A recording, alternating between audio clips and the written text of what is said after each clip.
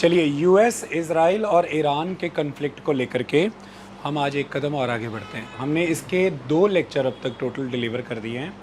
आज के लेक्चर में हम ये समझने वाले हैं कि इससे नुकसान क्या है, किसको है, और इससे फ़ायदे अगर होंगे तो किसको होंगे। मेनली आप ये समझना चाहते हैं कि इसकी रैमिफिकेशंस क्या होने वाली हैं, इसके असर क्या होने वाले हैं ग्लोबली।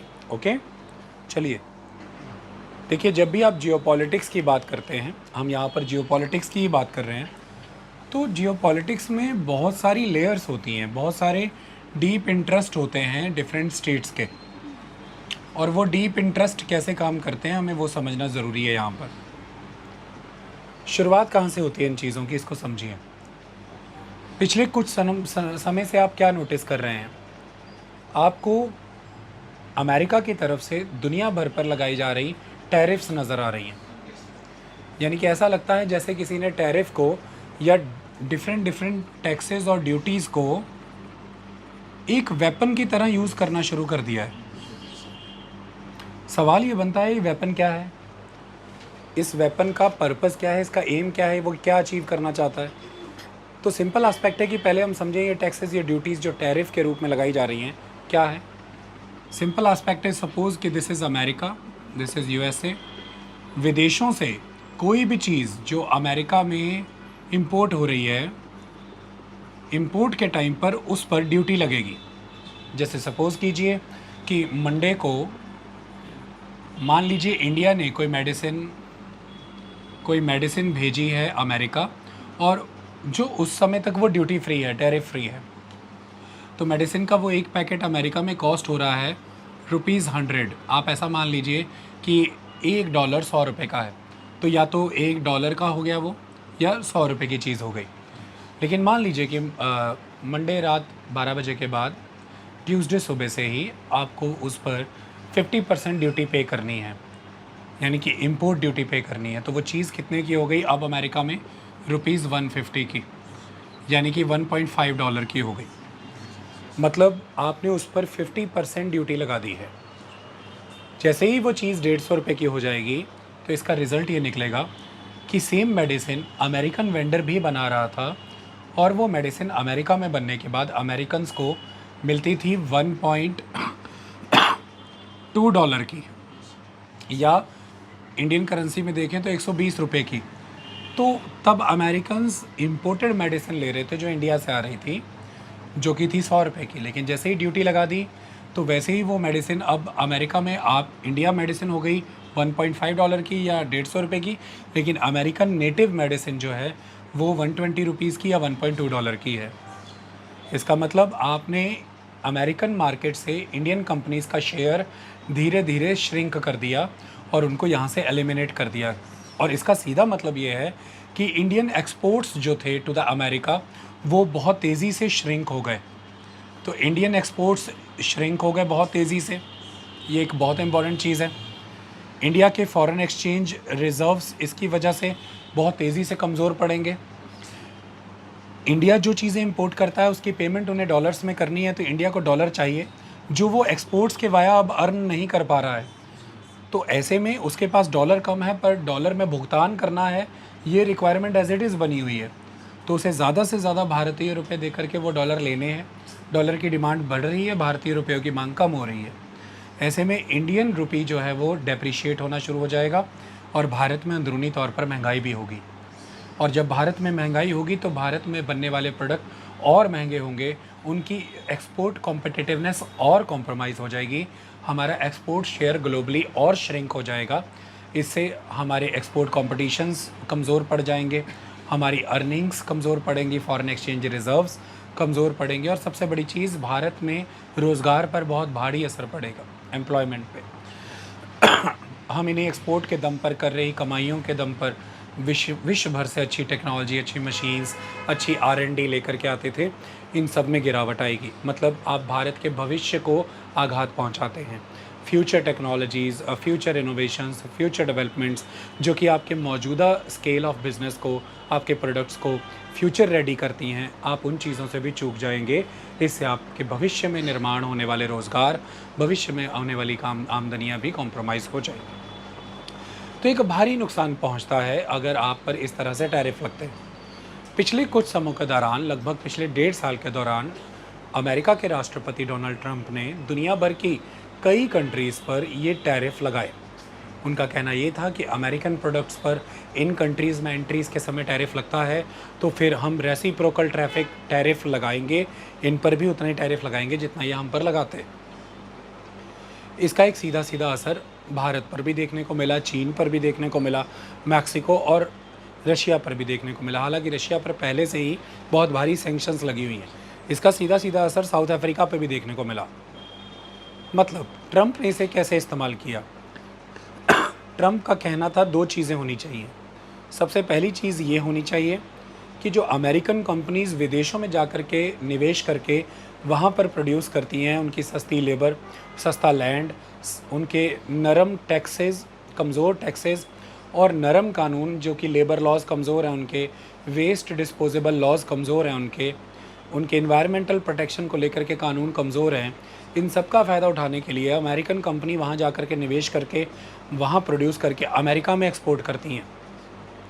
इससे अमेरिकन कैपिटल का आउटफ्लो होता है, दुनिया भर में जाकर के वो कैपिटल इन्वेस्ट होता है, तो दुनिया के वो मुल्क विकसित होते हैं, उन मुल्कों की जीडीपी ग्रो होती है, उन मुल्कों में एम्प्लॉयमेंट इंक्रीज़ होता है, वहाँ के लोग प्रॉस्पेरिटी अटेन करते हैं, वहाँ के लोग वहाँ की सरकारों को टैक्स पे करते हैं, हमारी कंपनियाँ वहाँ निवेश भी करती हैं और वहाँ टैक्स भी पे करती हैं, और वहाँ से होने वाले मुनाफे वहीं पर फ्लो बैक कर देते हैं, वहीं पर री इन्वेस्ट करते हैं।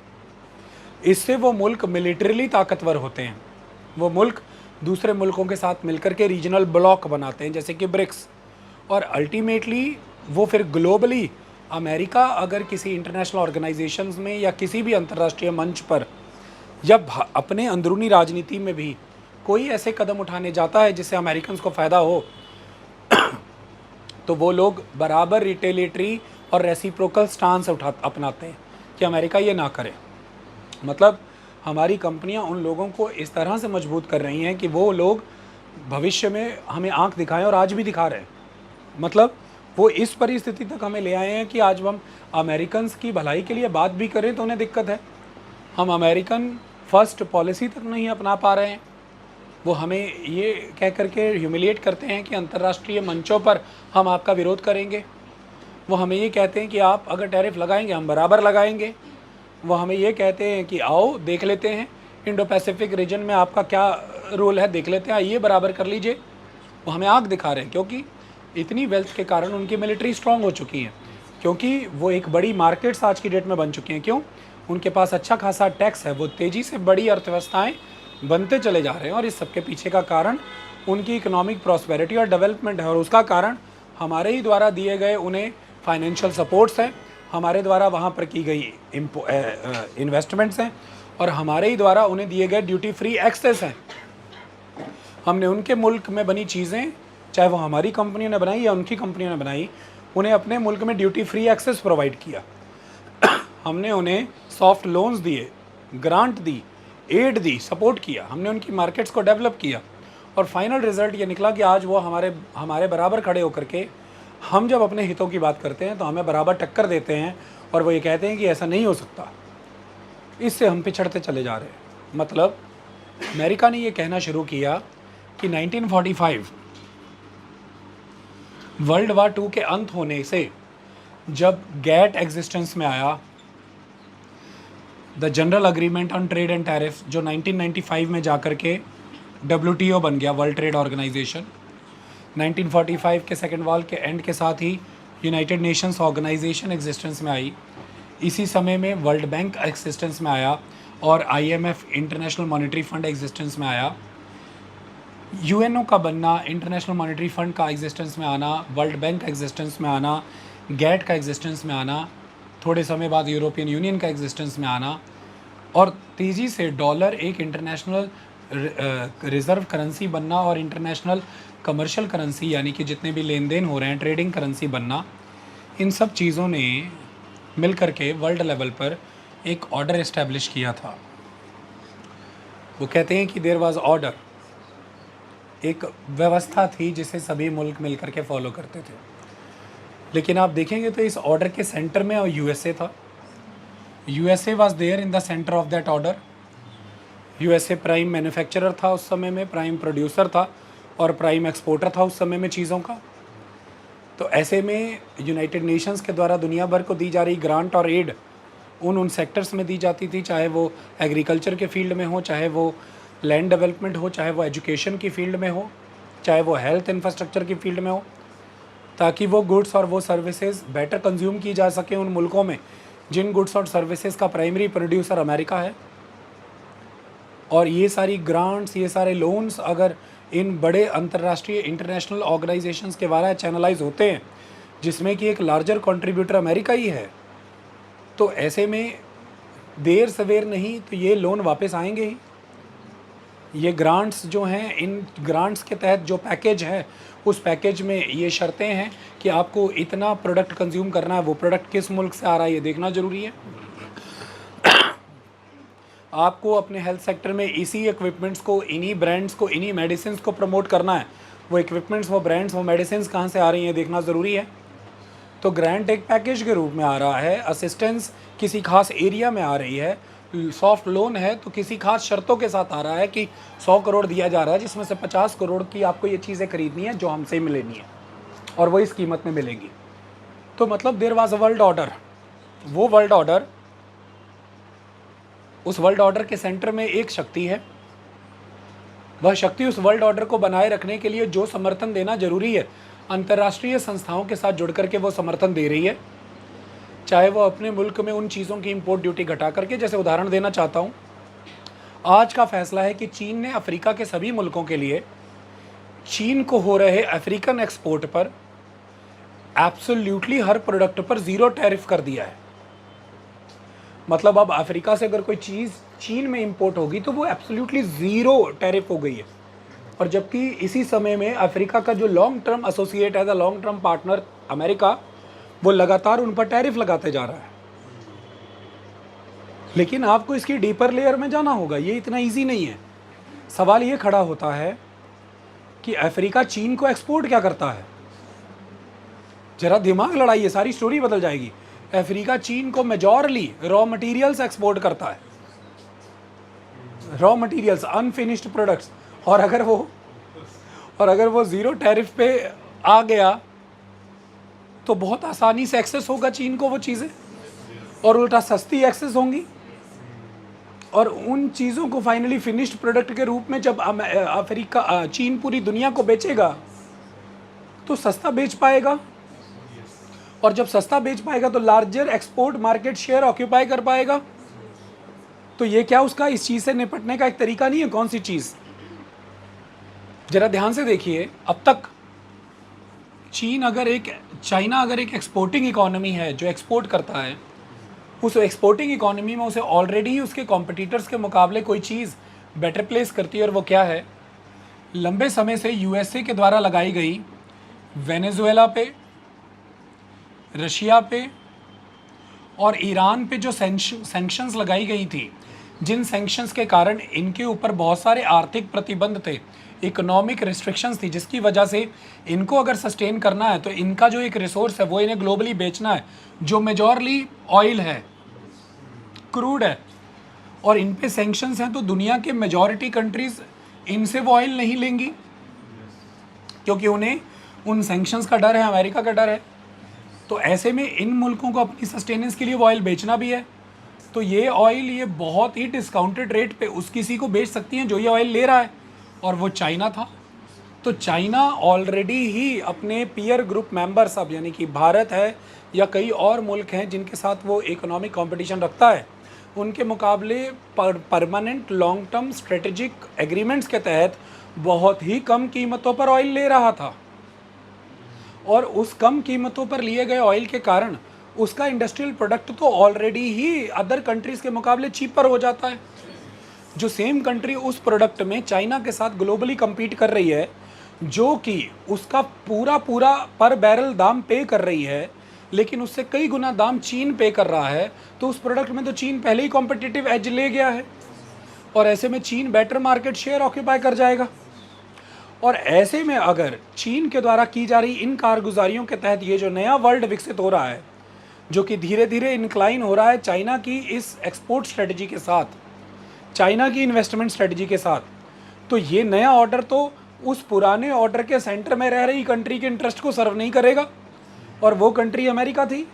तो अमेरिका को अगर चीन को अपने इस कॉम्पिटिटिव स्फीयर से बाहर करना है, और अमेरिका को अगर वापस से खुद सेंटर में आना है और वर्ल्ड ऑर्डर अमेरिका को सर्व करे ऐसा चीज़ बनाना है, तो ज़रूरी क्या है कि चीन ने वर्ल्ड ऑर्डर को शिफ्ट कैसे कराया, उन चीज़ों को, उन सप्लाईज़ को, उन सिस्टम्स को। मतलब ये लड़ाइयाँ ऐसी नहीं होती कि एक इंडिविजुअल से आप लड़े, क्योंकि ऑलवेज कोई भी कंट्री अगर अपने आप को स्ट्रेंथन करती है तो वो सिस्टम्स बिल्डअप करती है। उन सिस्टम्स को तोड़ना ही आपकी असल जीत होती है, और सिस्टम्स को तोड़ने के लिए सिस्टमैटिकली स्टेप्स लिए जाते हैं। तो आप ज़रा गौर फरमाइए, वेनेजुएला को कंट्रोल किया जा रहा है, और वेनेजुएला में भी क्या कंट्रोल किया जा रहा है, वहाँ पे एक अस्थाई सरकार लाई गई है। अमेरिका ने उसे अपनी गार्डनशिप में ले लिया है, और ऑयल तो सीधे कंट्रोल में लिया है। तो वेनेजुएलन ऑयल सप्लाई को कंट्रोल किया जाएगा। रशिया पे सैंक्शंस और टाइट की गई हैं, और ईरान में अब इस समय पर जब ये आक्रमण है, तो स्ट्रेट ऑफ हॉर्मूज अगर क्लोज होती है, और कल को अगर ईरान में रिजीम चेंज होता है या किसी भी कारण से ईरान पर कुछ शर्तें लगती हैं, तो यहाँ से भी ऑयल सप्लाई कॉन्स्ट्रिक्टेड है। तो सीधा सीधा इसका एक नुकसान प्रोडक्शन कॉस्ट के रूप में किसको पड़ेगा? चाइना को। तो चाइना को वो जो एक लेवरेज मिल रहा था डिस्काउंटेड ऑयल का, वो कॉम्प्रोमाइज़ होगा। तो चाइनीज़ प्रोडक्ट एक्सपोर्ट मार्केट में कॉस्टली होगा, और अगर ऐसा होगा तो वो जो कॉम्पिटिटिव एज है उसके पास वो चली जाएगी। चाइना को इसका बंदोबस्त करके चलना है। तो वो ये कह रहा है अफ्रीकन नेशंस को कि पूरा absolutely zero duty free import export करो, हम इंपोर्ट करवाएंगे, आओ बेचो। मतलब रॉ मटेरियल, अब कोई ड्यूटी नहीं लगेगी, और वो एक्सेसिबल हो रहा है अगर, तो प्रोडक्ट उतना ही सस्ता बनेगा और फिर वो एक्सपोर्ट होगा। तो जितना को उसे यहाँ से ठेस पहुँची है, सेटबैक लगा है, उतना को वहाँ से कंपनसेट कर सकता है। तो आप ज़रा एक चीज़ को समझिए, ये जो ग्लोबल ऑर्डर होता है ना, जिसमें सभी मुल्क एक दूसरे के साथ मिलकर के चलते हैं, इसमें इन दिनों के दौरान एक चीज़ उजागर हुई है। दुनिया को एक साथ बनाए रखने के पीछे की जो शक्ति थी, वो इनके एक साथ बने रहने का कोई नैतिक बल नहीं था। मतलब ये कोई ऐसी एक मॉरल फोर्स नहीं थी जिसने इनको ये कहा हो कि हमें एकजुट रहना है, एक ग्लोबल विलेज बनाना है, हमें इकट्ठे विकास करना है। इन सबको एकजुट रखने के पीछे कोई ऑर्डर था, एक शक्ति थी, एक फोर्स थी जिन्होंने इन्हें एक साथ रखा था। और मैं आपको क्लियरली बता देता हूँ, वो फोर्स बाय एंड लार्ज तो यूनाइटेड स्टेट्स ऑफ अमेरिका ही था, जिसने ग्लोबल कम्युनिटीज़ को इकट्ठा रखा हुआ था ताकि वो ऑर्डर पनपे बने और चले जिसे वो बनाना चाहते हैं। और ये सारे अमेरिका के द्वारा बनाए गए उस वर्ल्ड ऑर्डर में इकट्ठे क्यों थे?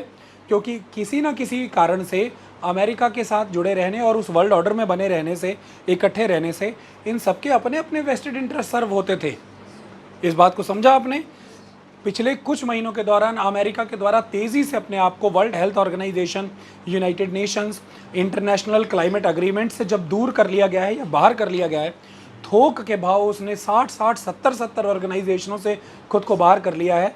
ये उसका डेलिबरेटली लिया गया एक कदम है जो ये बताता है कि दुनिया को इकट्ठे रखने का बोझा वो नहीं ढोना चाहता, क्योंकि जो दुनिया अब उस ऑर्डर में ही नहीं है जो ऑर्डर उसका इंटरेस्ट सर्व करता था, ऐसी दुनिया को इकट्ठे रखने का बोझा वो क्यों उठाए? मतलब ये बिल्कुल ऐसा है कि आपका कोई एक सीनियर या आपके घर का कोई मेंबर या पिता या कोई भाई आप सबको इकट्ठे रख रहा है क्योंकि आप उसके हक की बात करते हो, और इस आपको इकट्ठे रखने के चक्कर में आपकी लड़ाइयाँ भी बर्दाश्त करता है, आपके झगड़े भी सुलटाता है, झगड़े सुलटाने के लिए सबको चॉकलेट, लॉलीपॉप, कैडबरी भी लेके देता है, खर्चा उर्चा उठाता है, सब मौज कराता है, क्योंकि आप ये मान के चलते हो कि हाँ, ये जब आपसे कोई पूछता है ये करोगे, आप कहते हो उससे पूछ लीजिए, वो कहेंगे तो कर लेंगे। तो एक ऑर्डर है जो उसे सर्व कर रहा है, और उस ऑर्डर को बनाए रखने का एक कारण, एक तरीका ये है कि आपको इकट्ठे रखना, और आप में बहुत से झगड़े हैं, आपकी बहुत सी समस्याएं, और आपको इकट्ठे रखने के लिए उसे मेहनत करनी पड़ती है, खर्चा करना पड़ता है, और वो करता है। लेकिन अब उसने देखा कि आप हुदरे हो गए, मतलब आप सब तो अपना अपना देखने लग गए हैं, आप उसके लाख समझाने पर समझ नहीं रहे, और अगर आप समझ भी रहे हैं, आप एक दूसरे के साथ मिलके भी रह रहे हैं, तो आप लोगों ने आपस में गुटबंदी कर ली है, उसको एक सेपरेट एंटिटी बना लिया है। असिस्टेंस उसका आज भी जारी है, खर्चा वो आज भी कर रहा है ऑर्गेनाइजेशनों में। उस खर्चे और उस पैसे को लेकर के आप लोग तगड़े हो रहे हैं, मजबूत हो रहे हैं, वेट गेन कर रहे हैं, सब कुछ हो रहा है, जिम जा रहे हैं, और फिर उसी को ही मसल फ्लेक्सिंग कर रहे हैं। जब वो आपसे अपने मन की कोई बात मनवाना चाह रहा है कि ऐसे ना कर ले, तो आप कह रहे हैं ऐसे कर ले, ऐसे तो तुझे फ़ायदा है, हमें तो क्या है। तो कह रहा है हाँ तो फिर थोड़ा हो लेने दो, मुझे फ़ायदा क्या दिक्कत है। कहते नहीं, बराबर की बात होगी, सब बराबर मुल्क है। कह रहा अच्छा बेटे, हैं बराबर की बात कब से होने लग गई। कहते बराबर है, देख ले, कर ले। कह रहा अच्छा, मेरी बिल्ली मुझे ही म्याऊं, मैंने ही दूध पिलाया, मुझे ही डोले। वो कह रहे ऐसा ही है। कह रहा ठीक है फिर, गुड। अब नहीं जा पाओगे जिम, डोंट वरी, फीस कौन भरेगा, मैं नहीं जुड़ा हुआ अब इस ऑर्गेनाइजेशन में, मैं इसका बोझा नहीं उठाऊंगा, वाई वुड आई पे। अलग हो गया वो। जैसे ही वो अलग हुआ, वो सपोर्ट आनी बंद हुई। इस गुट को दिखने लगा कि अगर मैं जिम जाता हूँ तो वो नहीं जा पाएगा, और अगर वो जाता है तो मैं नहीं जा पाऊंगा, तो आपस में भी कंपटीशन स्टार्ट। तो ये भी सारे आपस में लड़ने लगे, अलग हो गए। इससे क्लियर हुआ कि वर्ल्ड मॉरल फोर्स के कारण तो कभी जुड़ा ही नहीं हुआ था। जो ये सब कहा जा रहा था कि हम एक हैं, हम एक ग्लोबल विलेज हैं, हम एकजुट रहना है, सबका साथ, सबका विश्वास, सबका विकास, ये नहीं था। अल्टीमेटली हर कोई अपने इंटरेस्ट से ड्रिवन था, और अपने अपने इंटरेस्ट से ड्रिवन इस ग्लोबल सोसाइटी को बाउंड करके रखा गया था। मतलब वो बाइंडिंग फोर्सेस कई हो सकती हैं, कई हो सकती हैं। उसमें जंग एक कारण हो सकता है, उसमें कारण हो सकता है किसी पड़ोसी से आपको भय है तो आप उसका साथ दे रहे हैं कि वो मौके पे आकर के बचाएगा आपको। अपना डिफेंस डेवलपमेंट करना है, एग्रीकल्चर डेवलपमेंट करना है, साइंस एंड टेक्नोलॉजिकल डेवलपमेंट करना है।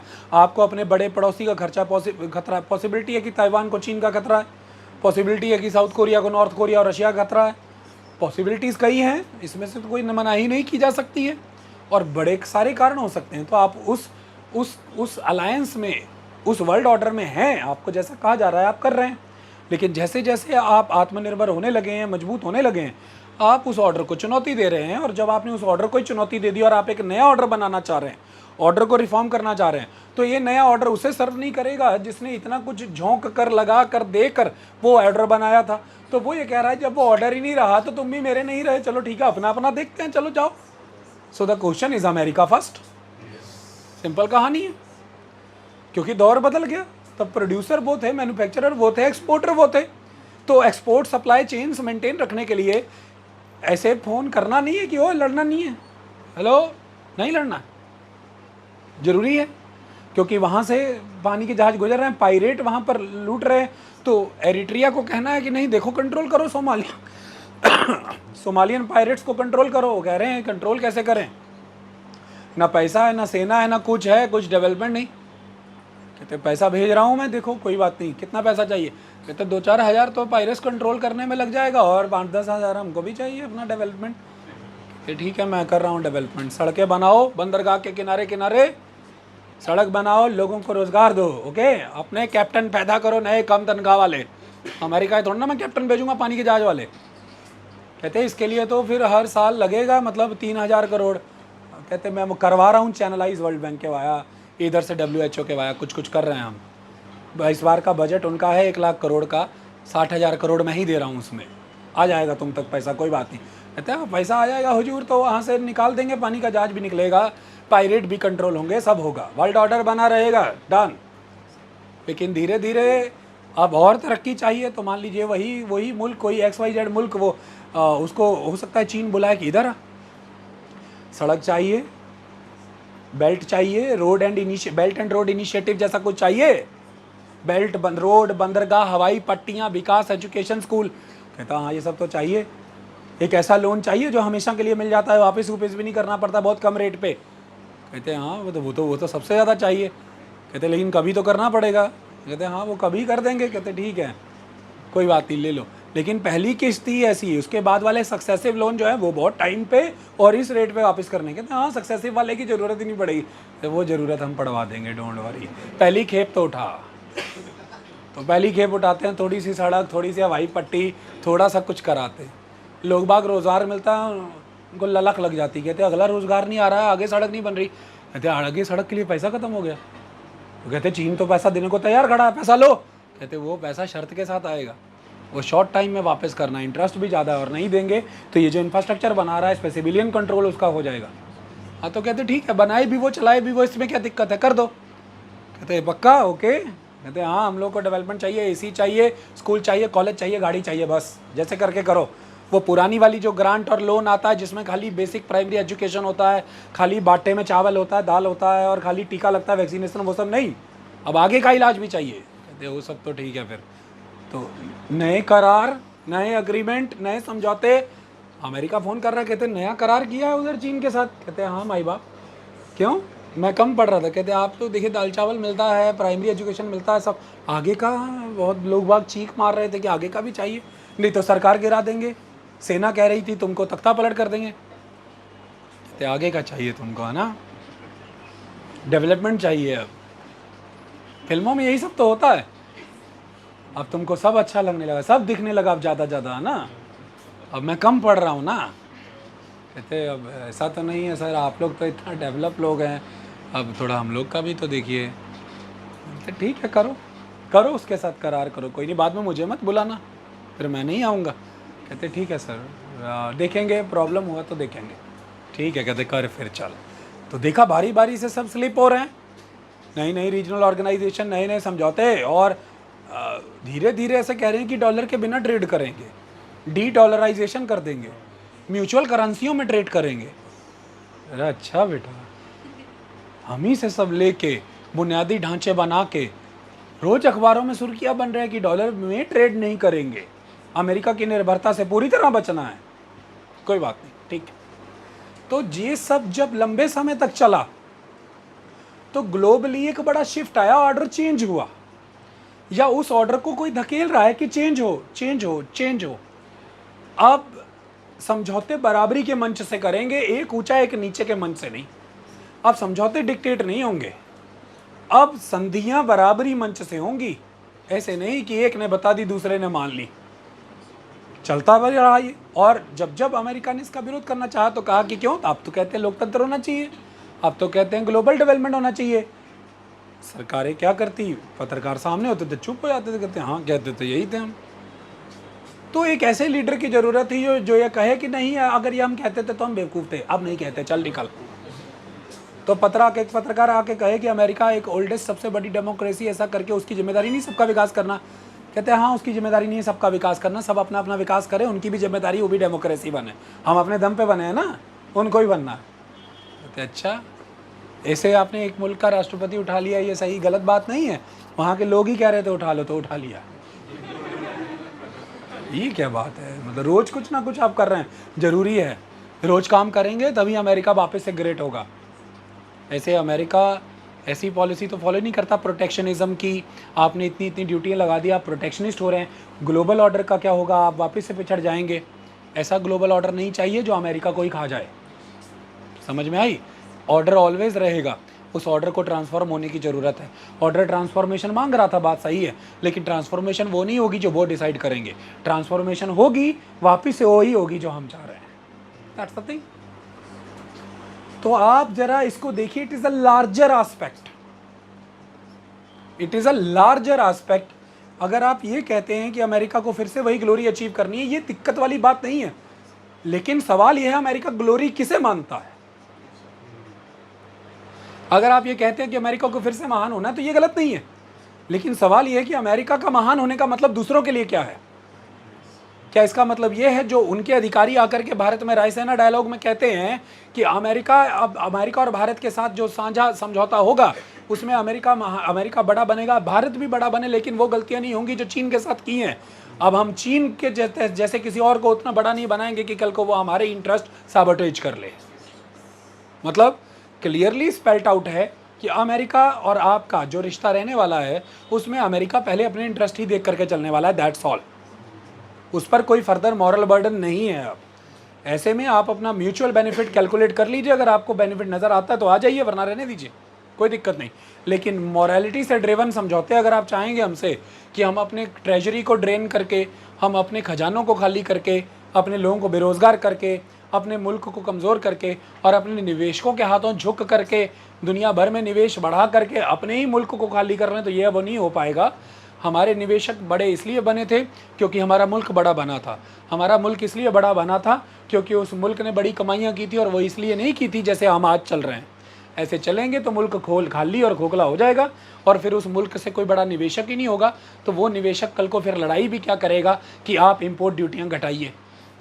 तो we can not think like this. तो उनका आइडिया बिल्कुल क्लियर है और उसकी शुरुआत यहीं से होती है, दैट इज़ टैरिफ। कि अपनी कंपनियों को पहले ये क्लियर मैसेज दे दिया जाए और ग्लोबल कंट्रीज़ को भी ये मैसेज दे दिया जाए कि आज के बाद अमेरिका तैयार ही नहीं है कि वो इस बात की चिंता ले कि भी उसकी डेवलपमेंट मेरी भी टेंशन है, या उसकी हंगर मेरी भी टेंशन है, उसकी पॉवर्टी मेरी भी टेंशन है। उसकी हंगर, उसकी पॉवर्टी, उसकी डेवलपमेंट उसकी टेंशन है, मेरी टेंशन फिलहाल मैं हूँ।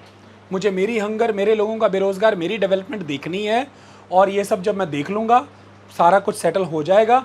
उसके बाद कुछ फिलैंथ्रोपिज्म करना होगा तो वो हम कर लेंगे, देख लेंगे। लेकिन अभी का वर्ल्ड ऑर्डर अब मुझे अलाउ ही नहीं कर रहा है कि मैं अपने बारे में सोचूं।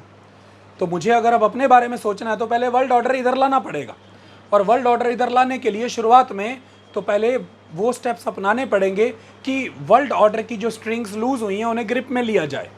और ग्रिप में लेने के लिए सबसे पहले ज़रूरी ये है कि ये सब मुल्क जो अपने अपने तरह से एक रोग स्टेट की तरह घूम रहे हैं, अपने अपने ल्यूनेटिक एटमॉस्फेयर में हैं, इन सबको पहले ओरिएंट और इनक्लाइन किया जाए मेरी तरफ कि ये मेरे साथ समझौते के ग्राउंड पर आएँ ट्रेड डील करने के लिए।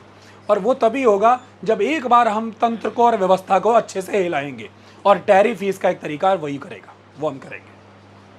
तो इसलिए पहले एक बार पूरी विश्व की अर्थव्यवस्था हिलाई, शेयर बाजार कई साइकिलों में हिल चुका है, गोल्ड के रेट्स अनड्यूलेटिंग है, पूरी तरह से अनसर्टेनिटी के रास्ते पर जा रहे हैं। और अब उसके बाद जब सबने स्टेबिलिटी की मांग की, सबने स्थिरता चाही, सबने अपने अपने मुल्कों में क्योस आने से रोकना चाहा इन चीज़ों को, तो फिर उन सब ने उस ग्राउंड पर आना स्वीकारा कि हम अमेरिका के साथ बातचीत करने को तैयार हैं। लेकिन अब आप देखिए, आपने इमेजिन नहीं कि शुरुआती तौर में इमीडिएट सेंस में पहले उन्होंने कनाडा पे टैरिफ लगाया तो रेसिप्रोकल टैरिफ कनाडा ने लगाया, फिर मैक्सिको पे टैरिफ लगाया तो मैक्सिको ने रेसिप्रोकल टैरिफ लगाया। ये रेसिप्रोसिटी बताती थी, ट्रंप यही कहते थे कि देखा वर्ल्ड ऑर्डर का हाल क्या हो रखा था।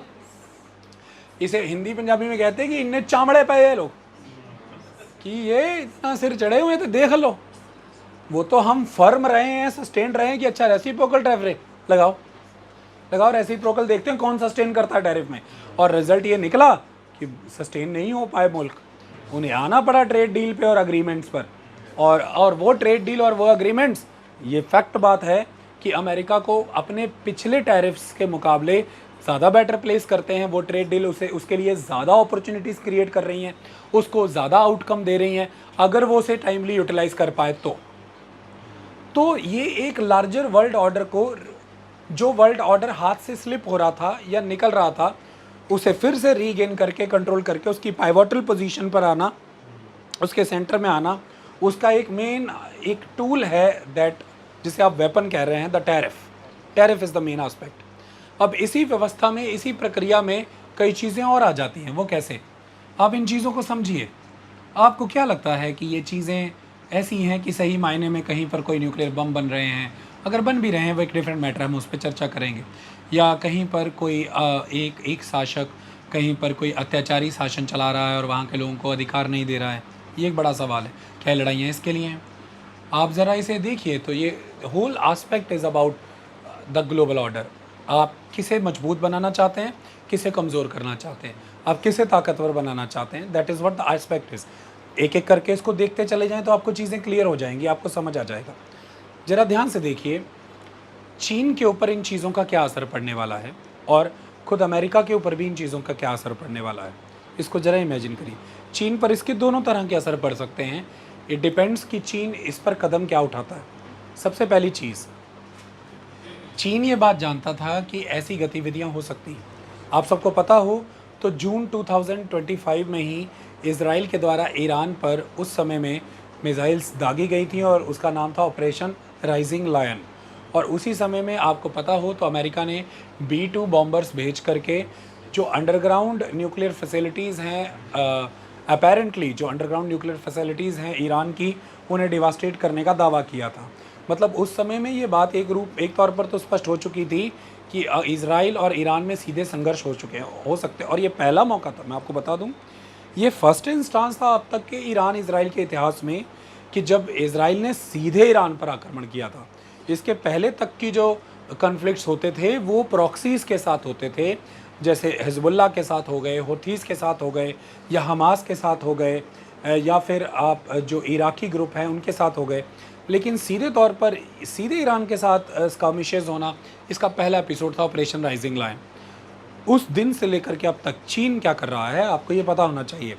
एवरीडे चीन 1 मिलियन यानी कि 10 लाख बैरल स्टोर कर रहा है। China is storing 1 million barrel crude every day. Uses के बाद वाला स्टोरेज, एक बैरल में 159 लीटर क्रूड होता है। एक बैरल में 159 लीटर क्रूड होता है। Is that clear? क्रूड से क्या बनता क्या नहीं बनता वो विल डिस्कस, पर 160 लीटर के आसपास क्रूड होता है एक बैरल में। 10 लाख बैरल वो हर रोज सेव कर रहा है। मतलब इस समय, मौजूदा समय में उसके पास 100 दिन से ज़्यादा का रिजर्व है चाइना जैसी साइज़ की कंट्री के मुकाबले। मतलब चाइना जैसी साइज़ की कंट्री देखे तो 100 डेज से ज़्यादा का रिजर्व है उसके पास। अब ऐसे में मैं आपसे एक छोटा सा सवाल पूछता हूँ। चाइना पर ही होने वाले असरों को हम समझ रहे हैं कि पॉजिटिव भी और नेगेटिव भी। अगर इस समय के दौरान स्ट्रेट ऑफ हॉर्मूज के रिस्ट्रिक्ट होने की वजह से या ब्लॉकेड की वजह से ग्लोबली जिस तरह से ऑयल के दाम बढ़ते चले जा रहे हैं, तो क्या चाइना एक स्ट्रेंथ की पोजीशन में नहीं है इस समय कि उसके पास आज इतना एनर्मस स्टोरेज है कि वो इतनी बढ़ी हुई कीमतों पर अगर उस स्टोरेज को धीमे धीमे रिलीज़ करके बाज़ार में उतार दे तो वो उससे कई गुना मुनाफा कमा सकता है। उसने किन रेट्स पे उन्हें स्टॉक किया है हमने देखा, $60, और $60 तो खुले बाजार का रेट था। चाइना तो हैवीली डिस्काउंटेड ऑयल ले रहा है। तो आप जरा नोटिस करिए कि उसने जिन रेट्स पर उन्हें प्रिकॉर करके स्टॉक किया है और जितने स्काई रॉकेटिंग दाम हो जाएंगे, अगर उन दामों पर वो उसे बाजार में उतारता है तो वो तो उससे मुनाफा कमा सकता है। मतलब वो इस समय स्ट्रेटेजिकली अपने आप को सिक्योर तो करके चल रहा है उसके स्ट्रेटेजिकल रिजर्व्स के कारण, लेकिन वो तो उसका लेवरेज बन सकते हैं आगे आने वाले दिनों में, उसे मजबूती दे सकते हैं। तो एक चीज़ ये है कि उसके पास having enough storage and that storage is comfortable enough to sustain China for continuous industrial operations, or even China can ease the market rate of the crude by releasing that supply of crude into the market and can fetch a lot of profits by selling that crude. So this is the one thing. So that is why China अपनी growth wise continuous चल रहा है, is comfortable. लेकिन चीज़ें सिर्फ ऐसे काम नहीं करती, इनको अब दूसरे एंगल से भी देखना चाहिए। Why the US-Israel attack on Iran is the calculation done with the China, not the Iran. US-Israel is calculating the China, not the Iran. The important thing is, we have discussed it. China और Iran के बीच में हमने discuss किया था $400 billion के agreement sign हुए हैं permanent 25 years के, जिसके तहत टेलीकम्युनिकेशन, बैंकिंग, इंफ्रास्ट्रक्चर, इन सारे क्षेत्रों, एनर्जी, इनमें विकास होना है, डेवलपमेंट होना है। मतलब ईरान सस्टेन ही कैसे हो रहा है इतने लंबे समय से, आप इस बात को समझिए। भारी पैमाने पर ईरान में निवेश चीन का है। China is investing into Iran, और उस इन्वेस्टमेंट को ईरान कैसे पे बैक करता है? इन द फॉर्म ऑफ क्रूड। वो पेमेंट क्रूड के रूप में करता है और क्रूड भी हेवीली डिस्काउंटेड देता है। तो फर्स्ट स्टेप कि उसमें अमाउंट इन्वेस्ट करता है ईरान में चाइना उस इन्वेस्टमेंट के बदले ईरान के engineers, scholars, labour, worker, product, tools, everything consume करता है। चाइना की टेक्नोलॉजी वहाँ काम कर रही है तो maintenance, repair, future work of all those infrastructure China ही वर्क करके देगा। तो you are simply consuming the goods and services of the China. This is the first thing. Now you are accumulating debt ही create होना ना आप पे कर्जा, आप उसे ब्याज के साथ ही वापस करोगे। You are paying that in the form of crude, तो क्रूड की एम्पल सप्लाई है उसके पास, चाइना के पास, but that crude is also discounted. तो दोनों हाथ से लड्डू हैं चाइना के हाथ में तो। और इसका तीसरा असर क्या पड़ रहा है? चाइना डीपली पेनिट्रेट कर जा रहा है, क्योंकि इस सारे रीजन में, कंट्रियों में, ईरान साइज वाइज एक बहुत बड़ी कंट्री है, सेंट्रल एशिया को मैनेज करती है, गल्फ कंट्रीज़ को मैनेज करती है, जितना भी जो सारा का सारा कनेक्टिविटी है ईस्ट से वेस्ट का, ईरान सेंट्रल है उसमें। तो चाइना इस पूरे रीजन में इकोनॉमी वाइज पेनिट्रेट करने के नाम पर मिलिटरली अपना स्ट्रॉन्ग होल्ड क्रिएट करने के लिए बेल्ट एंड रोड इनिशिएटिव का प्रोजेक्ट चलाता है। उसके तहत वो ईस्ट से वेस्ट को कनेक्ट करने के लिए कई तरह की लॉजिस्टिक्स और सप्लाई लाइंस बिछाता है। पाइपलाइंस उसका हिस्सा है, सड़कें उनका हिस्सा है, रेलवे लाइनें उनका हिस्सा है, हवाई पट्टियाँ उसका हिस्सा है। ये सारा ढांचा वो खड़ा करता है, कई कॉरिडोर्स बनाता है, कई डक्ट बनाता है कि यहाँ से चोक हो तो चीज़ें कहाँ से जाएं। मैं आपको बस इतना समझा दूँ कि अगर आज की डेट में स्ट्रेट ऑफ हॉर्मूज आप चोक भी करिए, चाइना के बेल्ट एंड रोड इनिशिएटिव के बदौलत ही चाइना ईरान से चीज़ें अपने बेल्ट एंड रोड इनिशिएटिव के तहत ही via central Asia by road ले जा सकता है, उसको कोई दिक्कत नहीं। पाइपलाइंस बिछाई हैं उसने ऑक्सीजेंसीज के लिए, उससे कोई दिक्कत नहीं। मतलब चाइना अपनी इकोनॉमी को पूरी तरह से एक स्ट्रॉन्ग फुट होल्ड इस एरिया में दिलाने के लिए किसी भी तरह के जियोपॉलिटिकल टर्बुलेंस के स्टेट में भी इकोनॉमी कंटिन्यूस फंक्शन करती रहे, उस चीज़ को इंश्योर करने के लिए और इस पूरे रीजन में पेनिट्रेट होने के लिए लार्ज साइज स्टेक होल्डर्स और स्टेट्स को अपने साथ ऑन बोर्ड लाने के लिए ईरान में निवेश करता है, क्योंकि ईरान सेंट्रल रोल प्ले कर रहा है यहाँ पर इस सेंस में। तो this is what the expansionist idea of the China. China is getting into the world economy, China is getting into the infrastructure, China is getting into the supply lines, the logistics. China is getting into the future technology developments because the spare parts, development methods, models, engineering skills, equipments, or the technologies applied, they are associated with the China. You need China for that. So ultimately, this is what the entry point into the Europe, entry point into the Africa. Europe, Africa as a market first. Africa is a huge market for future. सारा Africa under developed, education चाहिए, infrastructure चाहिए, development चाहिए, तो ये चीज़ें consume करनी है और भरा पड़ा है नेचुरल रिसोर्स और मिनरल से। ये सस्ती कीमतों पर पूरी दुनिया को दे सकता है। मतलब रिसोर्सेज भरे पड़े हैं नेचुरल, टेक्नोलॉजी और डेवलपमेंट कुछ भी नहीं, इंस्टीट्यूशंस नहीं, इंफ्रास्ट्रक्चर्स नहीं। उस सारे क्षेत्र में एंटर होने के लिए बेल्ट एंड रोड इनिशिएटिव जो अफ्रीका में चल रहे हैं, जो सेंट्रल एशिया में चल रहे हैं और जो वेस्ट एशियाज में चल रहे हैं, and in that the Iran is very very crucial country, very important country. So there, if you want future world order to work in your favor, that is America, you need to counter the systems. Someone is building the systems, not only giving the loans, not only creating the infrastructure, not only sending the Chinese people over there getting the employment, creating the future dependence of those countries in the form of acquiring their civil infrastructures on lease for the purpose of not paying back their loans. Happened with China, Sri Lanka, with many African countries, and happening around Central Asian countries as well, and even the European countries. So the key port areas, the important water ports, the sea ports, ocean ports, the important land routes, important railway linkages, important shipping lines, sea lines, China is dotting, penetrating everywhere. So China is building the systems that you need to understand. Look, you cannot fight directly militarily with the country that, okay, we are not happy with you, we are going to fight with you. What you will gain? The question is why you are fighting. You want world order to work in your favor.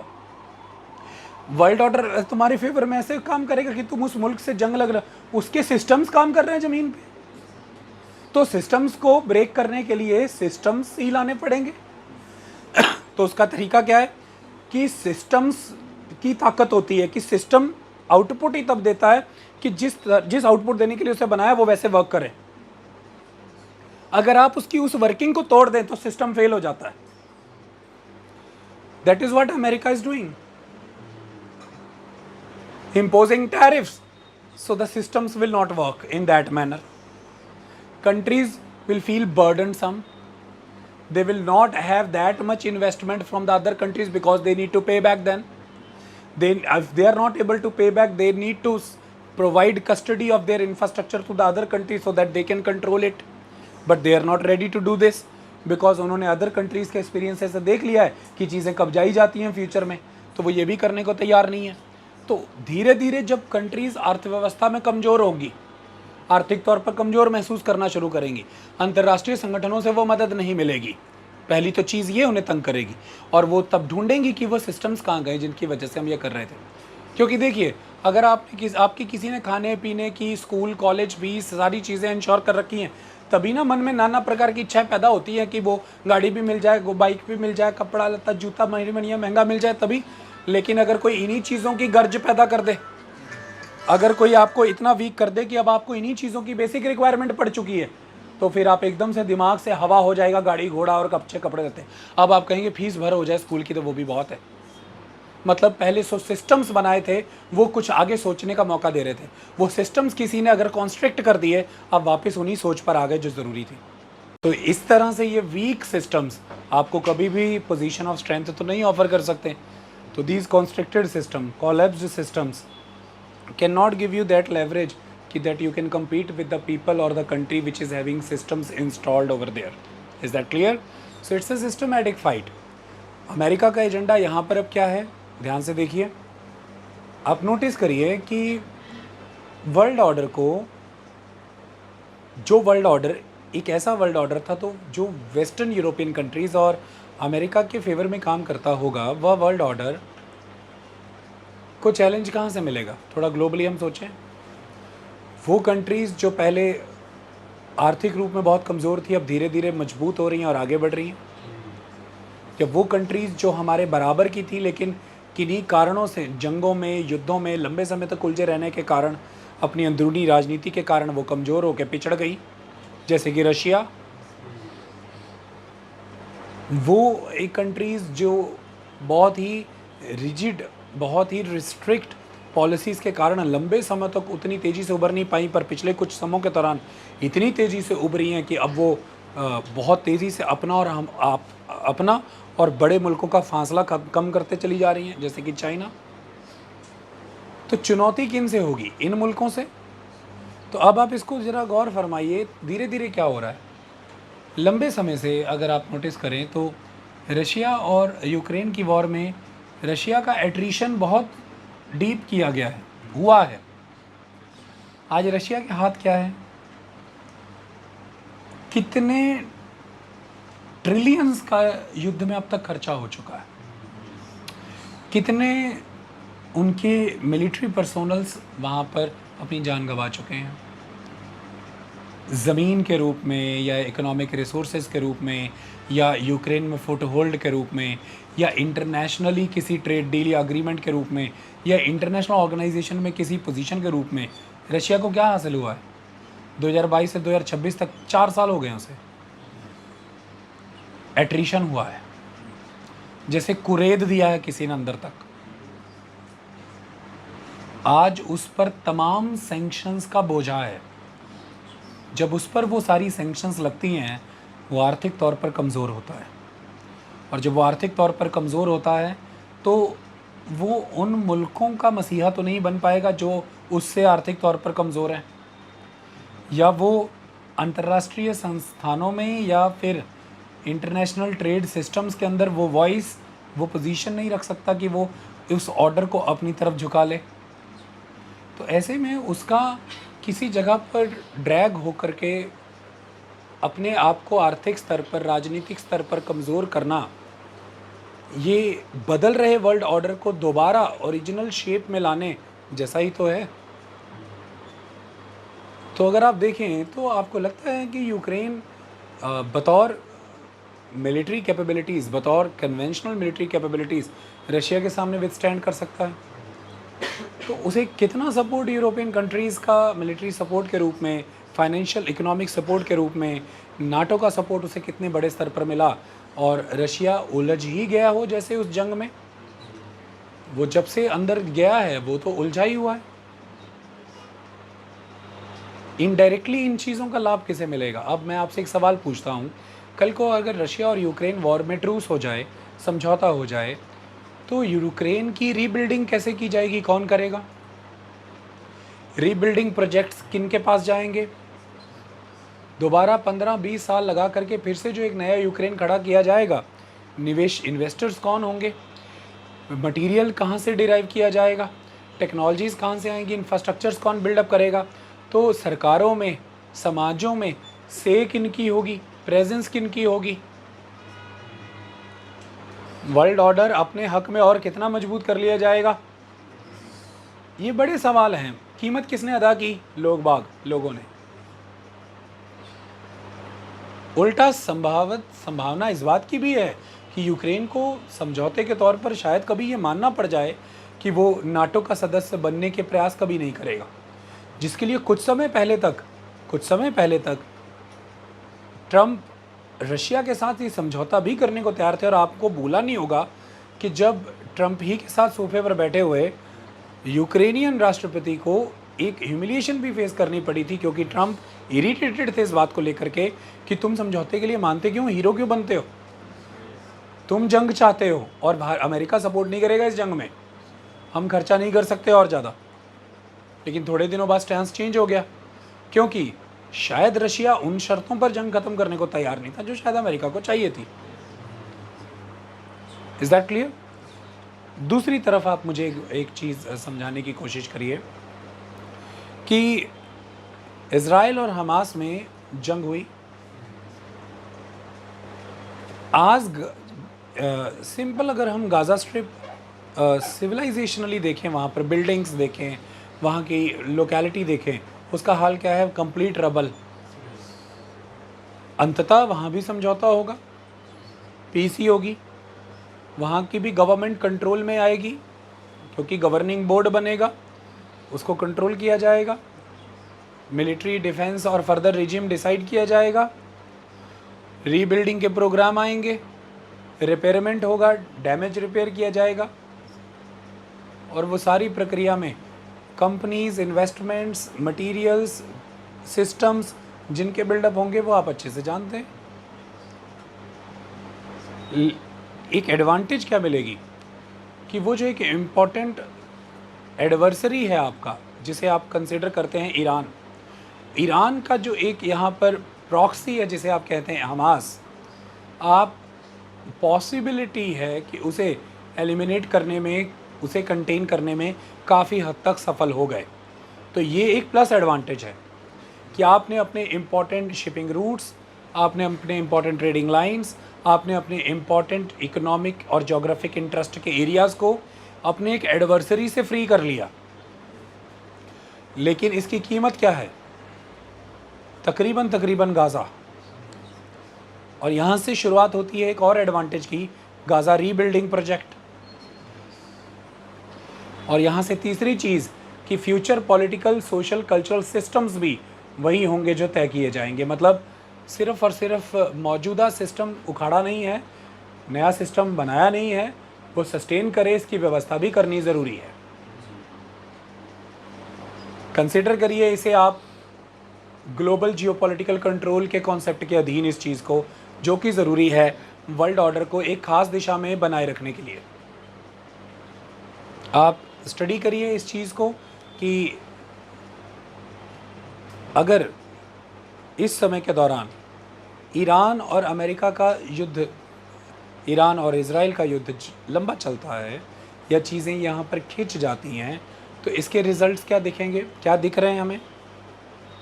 Iran retaliatory manner में Dubai पर, Qatar पर, Bahrain पर, Kuwait पर, Saudi Arabia पर, Iraq पर हर जगह आक्रमण कर रहा है। और हर जगह आक्रमण करने से सिविल फैसिलिटीज़ पर अटैक किए जा रहे हैं, इन चीज़ों को नुकसान पहुंचाया जा रहा है।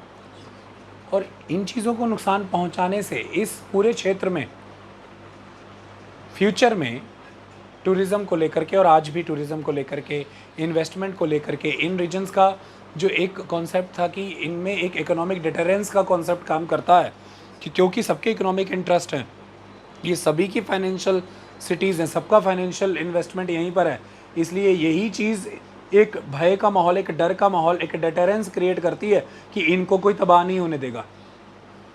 कि जैसे आप उस एक आदमी को नहीं ना मार खाने देंगे जिसकी जेब में आप चारों का पैसा है, क्योंकि उसका जिस आदमी को आप चारों के राज पता है, आपके उसे राज पता होना ही इस चीज़ एक डिटरेंस है कि उसे कुछ होना नहीं चाहिए। आप उसे बचाने के लिए पूरे प्रयास करेंगे। यही चीज़ें इन क्षेत्रों को ताकतवर भी बनाती है कि नहीं बताती हैं? सो टेक्निकली जिस हिसाब से ईरान इन क्षेत्रों पर आक्रमण करते चला जा रहा है और जितनी डीपली इन इलाकों की इकोनॉमी हर्ट होती है अभी और भविष्य में, उतने ही बड़े डिफरेंसेस और रिफ्ट इनकी और ईरान के बीच में आएगी। डिफरेंसेस क्रिएट होंगे। तो अगर किसी तरह की इनमें भविष्य में कोई सॉलिडारिटी के चांसेस हैं या इनमें कोई एकजुटता के चांसेस हैं, जो करने की कोशिश चीन ने की है पिछले समय के दौरान। चीन ने सऊदी अरेबिया और ईरान का हाथ मिलवाया था, उनमें आपसी समझौता कराया था। क्यों? चीन की इन्वेस्टमेंट्स मिडल ईस्ट में भी उतनी है और ईरान में भी उतनी है। और ये दो मुल्कों में अगर किसी तरह का भी कोई पॉलिटिकल क्लैश होता है तो इकोनॉमिक इंटरेस्ट हैम्पर होते हैं चीन के।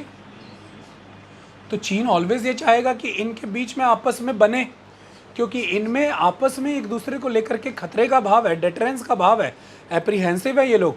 यहीं से जगह अमेरिका को मिलती है यहाँ पे, क्योंकि फिर ये लोग प्रोटेक्शन सीख करते हैं, तो इन्हें एक ये प्रोटेक्टरेट हो जाते हैं, इन्हें प्रोटेक्शन की ज़रूरत है।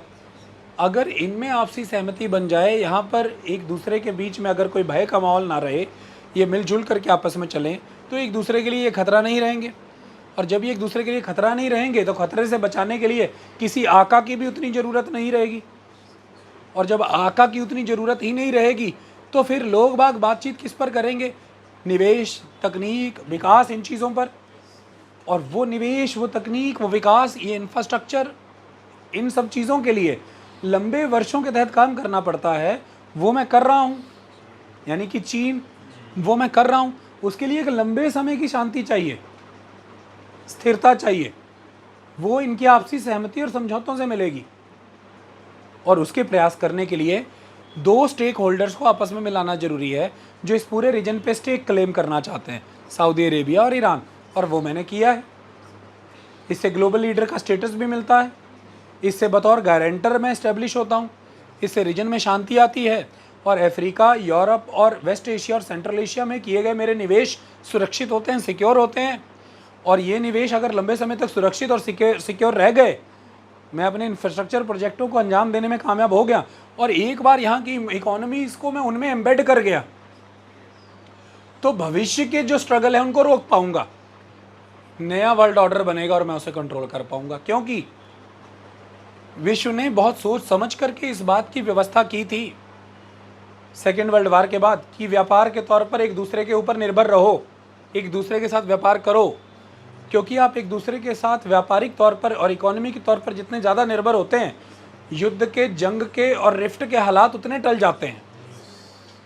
क्योंकि आप एक दूसरे पर इतना ज़्यादा निर्भर हो जाते हैं कि फिर जितने भी एपिसोड क्रिएट हों जंग होने के, लड़ाई के, आप बातचीत से सुलझाना चाहते हैं, टालना चाहते हैं। ये बिल्कुल वैसा है, आप एज एन एम्प्लॉय और आपका एम्प्लॉयर, अगर दोनों एक दूसरे के साथ बहुत बेहतर तरीके से निर्भर हैं, तो दोनों एक दूसरे के ऊपर आने वाली फ्रस्ट्रेशन को बातचीत से निकाल लेंगे, क्योंकि दोनों को एक दूसरे की ज़रूरत है।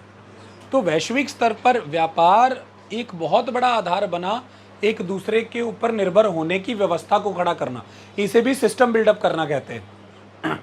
तो ग्लोबलाइजेशन के तहत इकोनॉमिक इंटरडिपेंडेंस की जो एक फोर्स है, इंडिपेंडेंस नहीं इंटरडिपेंडेंस की जो एक फोर्स है, वो युद्धों को एट बे रखने में मददगार होती है बहुत ज़्यादा। तो ये एक दूसरे पर जो हमें निर्भरता होनी चाहिए, ये होनी चाहिए, शांति बहाल होती है इससे। आप लड़ते नहीं हैं, जंग नहीं करते हैं, क्योंकि आपको पता है कि आपके इंटरेस्ट कहाँ लगे हुए हैं। तो इन क्षेत्रों में अपने प्रोजेक्ट्स, लंबे समय के निवेश सुरक्षित रखने की ज़रूरत अपने आप ही पैदा हो जाती है, इस बात से कि अगर आप इन क्षेत्रों से भविष्य में होने वाले विकास का लाभ अपने लिए कमाना चाहते हैं। लेकिन लंबे समय के निवेश और ढांचे, इंफ्रास्ट्रक्चर क्रिएट तभी हो सकते हैं जब लंबे समय तक यहाँ पर शांति रहे और बाहरी किन्हीं शक्तियों को दखल का मौका ना मिले। शांति और दखल का मौका ना मिले, दोनों काम एक साथ हो सकते हैं अगर वारिंग पार्टीज को मिला दिया जाए। और वो चीन कर रहा था पिछले लंबे समय के दौरान, और इसमें भारी समर्थन उसमें रशिया कर रहा था उसका। तो रशिया एक तरफ से ईरान के साथ भी था, लेकिन दूसरी तरफ जब भी ईरान के ही द्वारा सपोर्टेड, अपेरेंटली सपोर्टेड प्रॉक्सीज जैसे कि होथीज जब सऊदी अरेबिया पे आक्रमण करते थे, तो सऊदी अरेबिया के ही पक्ष में रशिया आता भी था, और वो कहता था कि होथीज से बातचीत की जाएगी, कि ऐसा नहीं टॉलरेट। तो देखिए, आप ईरान के साथ भी एक एक्टिव स्टेक होल्डर हैं, लेकिन आप सऊदी अरेबिया को भी कह रहे हैं, जब जो बाइडेन नहीं आ रहे हैं होथीज के आक्रमण के खिलाफ सऊदी अरेबिया में, और सऊदी अरेबिया ने जो कार्रवाई वहाँ पर की है यमन में होथीज के अगेंस्ट, अमेरिकी सरकार उसका खंडन कर रही है एक लेवल पे कि ये नहीं करनी चाहिए थी। रशिया आ रहा है और सपोर्ट कर रहा है। आपको पता होगा इस चीज़ों को कि सऊदी अरेबिया को इस बात से भी प्रॉब्लम हुई थी कि हमने होतीस के अगेंस्ट जो स्टांस लिया है जो बाइडेन ने, उसको पर ये जो स्टेटमेंट जारी की है तो विरोध कर दिया एक तरह से हमारा, जबकि हम तो सफ़र कर रहे हैं उनके हाथों। ये तो ईरानियन प्रॉक्सीज हैं, लेकिन रशिया ने सपोर्ट किया था कि ऐसा टॉलरेट नहीं करेंगे एक सॉवरेन स्टेट के अगेंस्ट ऐसे आक्रमण, और एक सॉवरेन स्टेट का राइट बनता है अपनी आपकी टेरिटरी को डिफेंड करना, और उधर से ईरान को भी सपोर्ट करते। देखिए समझिए, तो लार्जर स्टेक होल्डर्स जो भी हैं उनके साथ बना के रखनी है। सऊदी अरेबिया और ईरान दोनों इंडिविजुअल स्टेक होल्डर हैं इस इलाके के मजबूत, उनकी सामाजिक पकड़ है यहाँ पर, कल्चरल पैठ है उनकी, रहनुमाई है उनके पास लोगों की। ऐसे में अगर आप अपने सिस्टम्स बिल्डअप करना चाहते हैं यहाँ पर, आप उन्हें नकार नहीं सकते, उनके अस्तित्व को नकार नहीं सकते। और ज़्यादा बेहतर ये है कि उनमें भी आपसी तालमेल बने और वो बेहतरी की ओर बढ़े, तभी आप एक नए सिस्टम की ओर जा सकते हैं। लेकिन अब ईरान पर हुए इन आक्रमणों का एक सीधा आउटकम फर्स्ट इंस्टांस पे क्या आना था, सब जानते थे कि ईरान इन मिडल ईस्ट की हर उस कंट्री जिसमें अमेरिकन और यूरोपियन मिलिट्री बेसेस हैं उन पर, क्योंकि अमेरिका तक तो वो जाने से रहा, तो वह इन क्षेत्रों पर रिटेलिटरी एक्शन करेगा, और उसने किए। लेकिन तब तक ये मुल्क सीधे तौर पर अपनी ज़मीन उपलब्ध नहीं करा रहे थे इजराइल को और अमेरिका को कि आक्रमण करने के लिए। मिसाइलें ईरान से लॉन्च हो रही थी, और जो एयरक्राफ्ट करियर थे, फाइटर प्लेन वहाँ से लॉन्च हो रहे थे, फिफ्थ फ्लीट से चीज़ें लॉन्च हो रही थी, सीधे इन इस एयर बेसिस से या मिलिट्री बेसिस से नहीं हो रही थी। तो ऐसे में इन मुल्कों ने विरोध किया कि ये तो गलत स्टांस ले लिया आपने। ईरान को तुरंत अपनी गलती समझ आई थी, उसने माफ़ीनामा भी दिया, राष्ट्रपति ने, मैंने बताया, माफ़ी दिया। लेकिन अब तो स्टांस ले हो गया है तो आगे लेना पड़ेगा, क्योंकि युद्ध जल्दी समाप्त हो, ये तो ईरान भी चाहता है, और इसके लिए उसे दबाव बनाना पड़ेगा अमेरिका पे। और हम दबाव कौन बनाएंगी? अलायंस कंट्रीज ही बनाएंगी कि हमारा धंधा चौपट हो रहा है। लेकिन दबाव अमेरिका के ऊपर बनाने के साथ साथ अगर उन कंट्रियों का धंधा चौपट हो रहा है तो पत्रकारों के माध्यम से, आम जनता के माध्यम से, प्रोपेगेंडा के माध्यम से छवि तो यही बन रही है कि ये सब ईरान कर रहा है। ऐसे में आपने भविष्य के कई वर्षों तक इनके बीच में फिर दूरी बनी रहे, इसका माहौल पक्का कर दिया है, इसका माहौल पक्का कर दिया है। और आगे जा कर के ईरान के साथ इंडिविजुअल समझौता होगा और इन सारे मुल्कों के साथ कलेक्टिवली इंडिविजुअल समझौता होगा। यही ओल्ड सिस्टम का पार्ट था। इनमें आपस में ना बने कोई बात नहीं, इंडिविजुअल उधर चलेंगे और इंडिविजुअली इनके साथ चलेंगे कलेक्टिवली। सिस्टम यही है, सिस्टम यही है कि इन दोनों का एक दूसरे में भय बना रहे, थोड़ा चलता है, हमारी रेलेवेंस बनी रहेगी, ये इंपॉर्टेंट है। रही बात इस रीजन की सिक्योरिटी की, हमारे इकोनॉमिक इंटरेस्ट को देखते हुए तो पैसेजेस हम सिक्योर कर लेंगे, जियोपॉलिटिकल सिक्योरिटी हम मैनेज कर लेंगे via the high level military presence over these areas, and that is what the forces behind the system which is already there, that is the system. इस system से एक नया system आने के लिए फाइट कर रहा है, systematic fight. So this region is a region of, it's a sphere of influence. So technically if you will consider that it's a clear cut case, it's a sphere of influence of America or the European countries. Somebody is trying to defy or to squeeze or to corner that sphere of influence and trying to establish its sphere of influence, and those powers are somewhere individual and collective as well. Individually this is China and collectively it is China, Russia. So that is what the idea is. But China and Russia are doing, they are not utilizing Iran against Saudi Arabia or Saudi Arabia against Iran, but they were investing in every country and they were expanding in each and every area, because their idea of systems totally different. They do not want to enter into these areas with the heavy military presence. What they want to embed these countries into the larger economic system so deeply.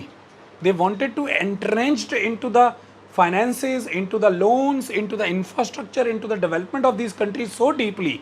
They wanted to onboard them into the economic system with the China and Russia so deeply, so that in future they won't be able to go anywhere else. And this would be the leverage for the China or the Russia. Now that's the idea. Okay.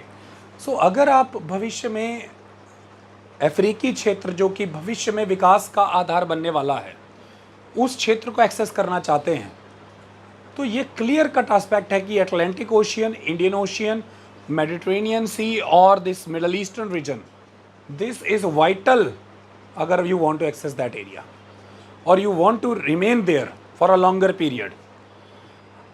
You can not control these area with your immense military presence. ये पहले की बातें थी, मुल्क कमज़ोर थे, कम खर्चा करके मिलिट्री पे ये चल जाता था, लैंड एक्शंस हो जाते थे, रिजिम कंट्रोल है. अब जितनी टेक्नोलॉजी बढ़ चुकी है, हर बात रिपोर्ट होती है ऑन कैमरा, व्यक्ति के पास फोन है. अब militarily you can not control these areas. The new thing is आप उन्हें खुद पर निर्भर करवाइए, खुद पर आश्रित कराइए.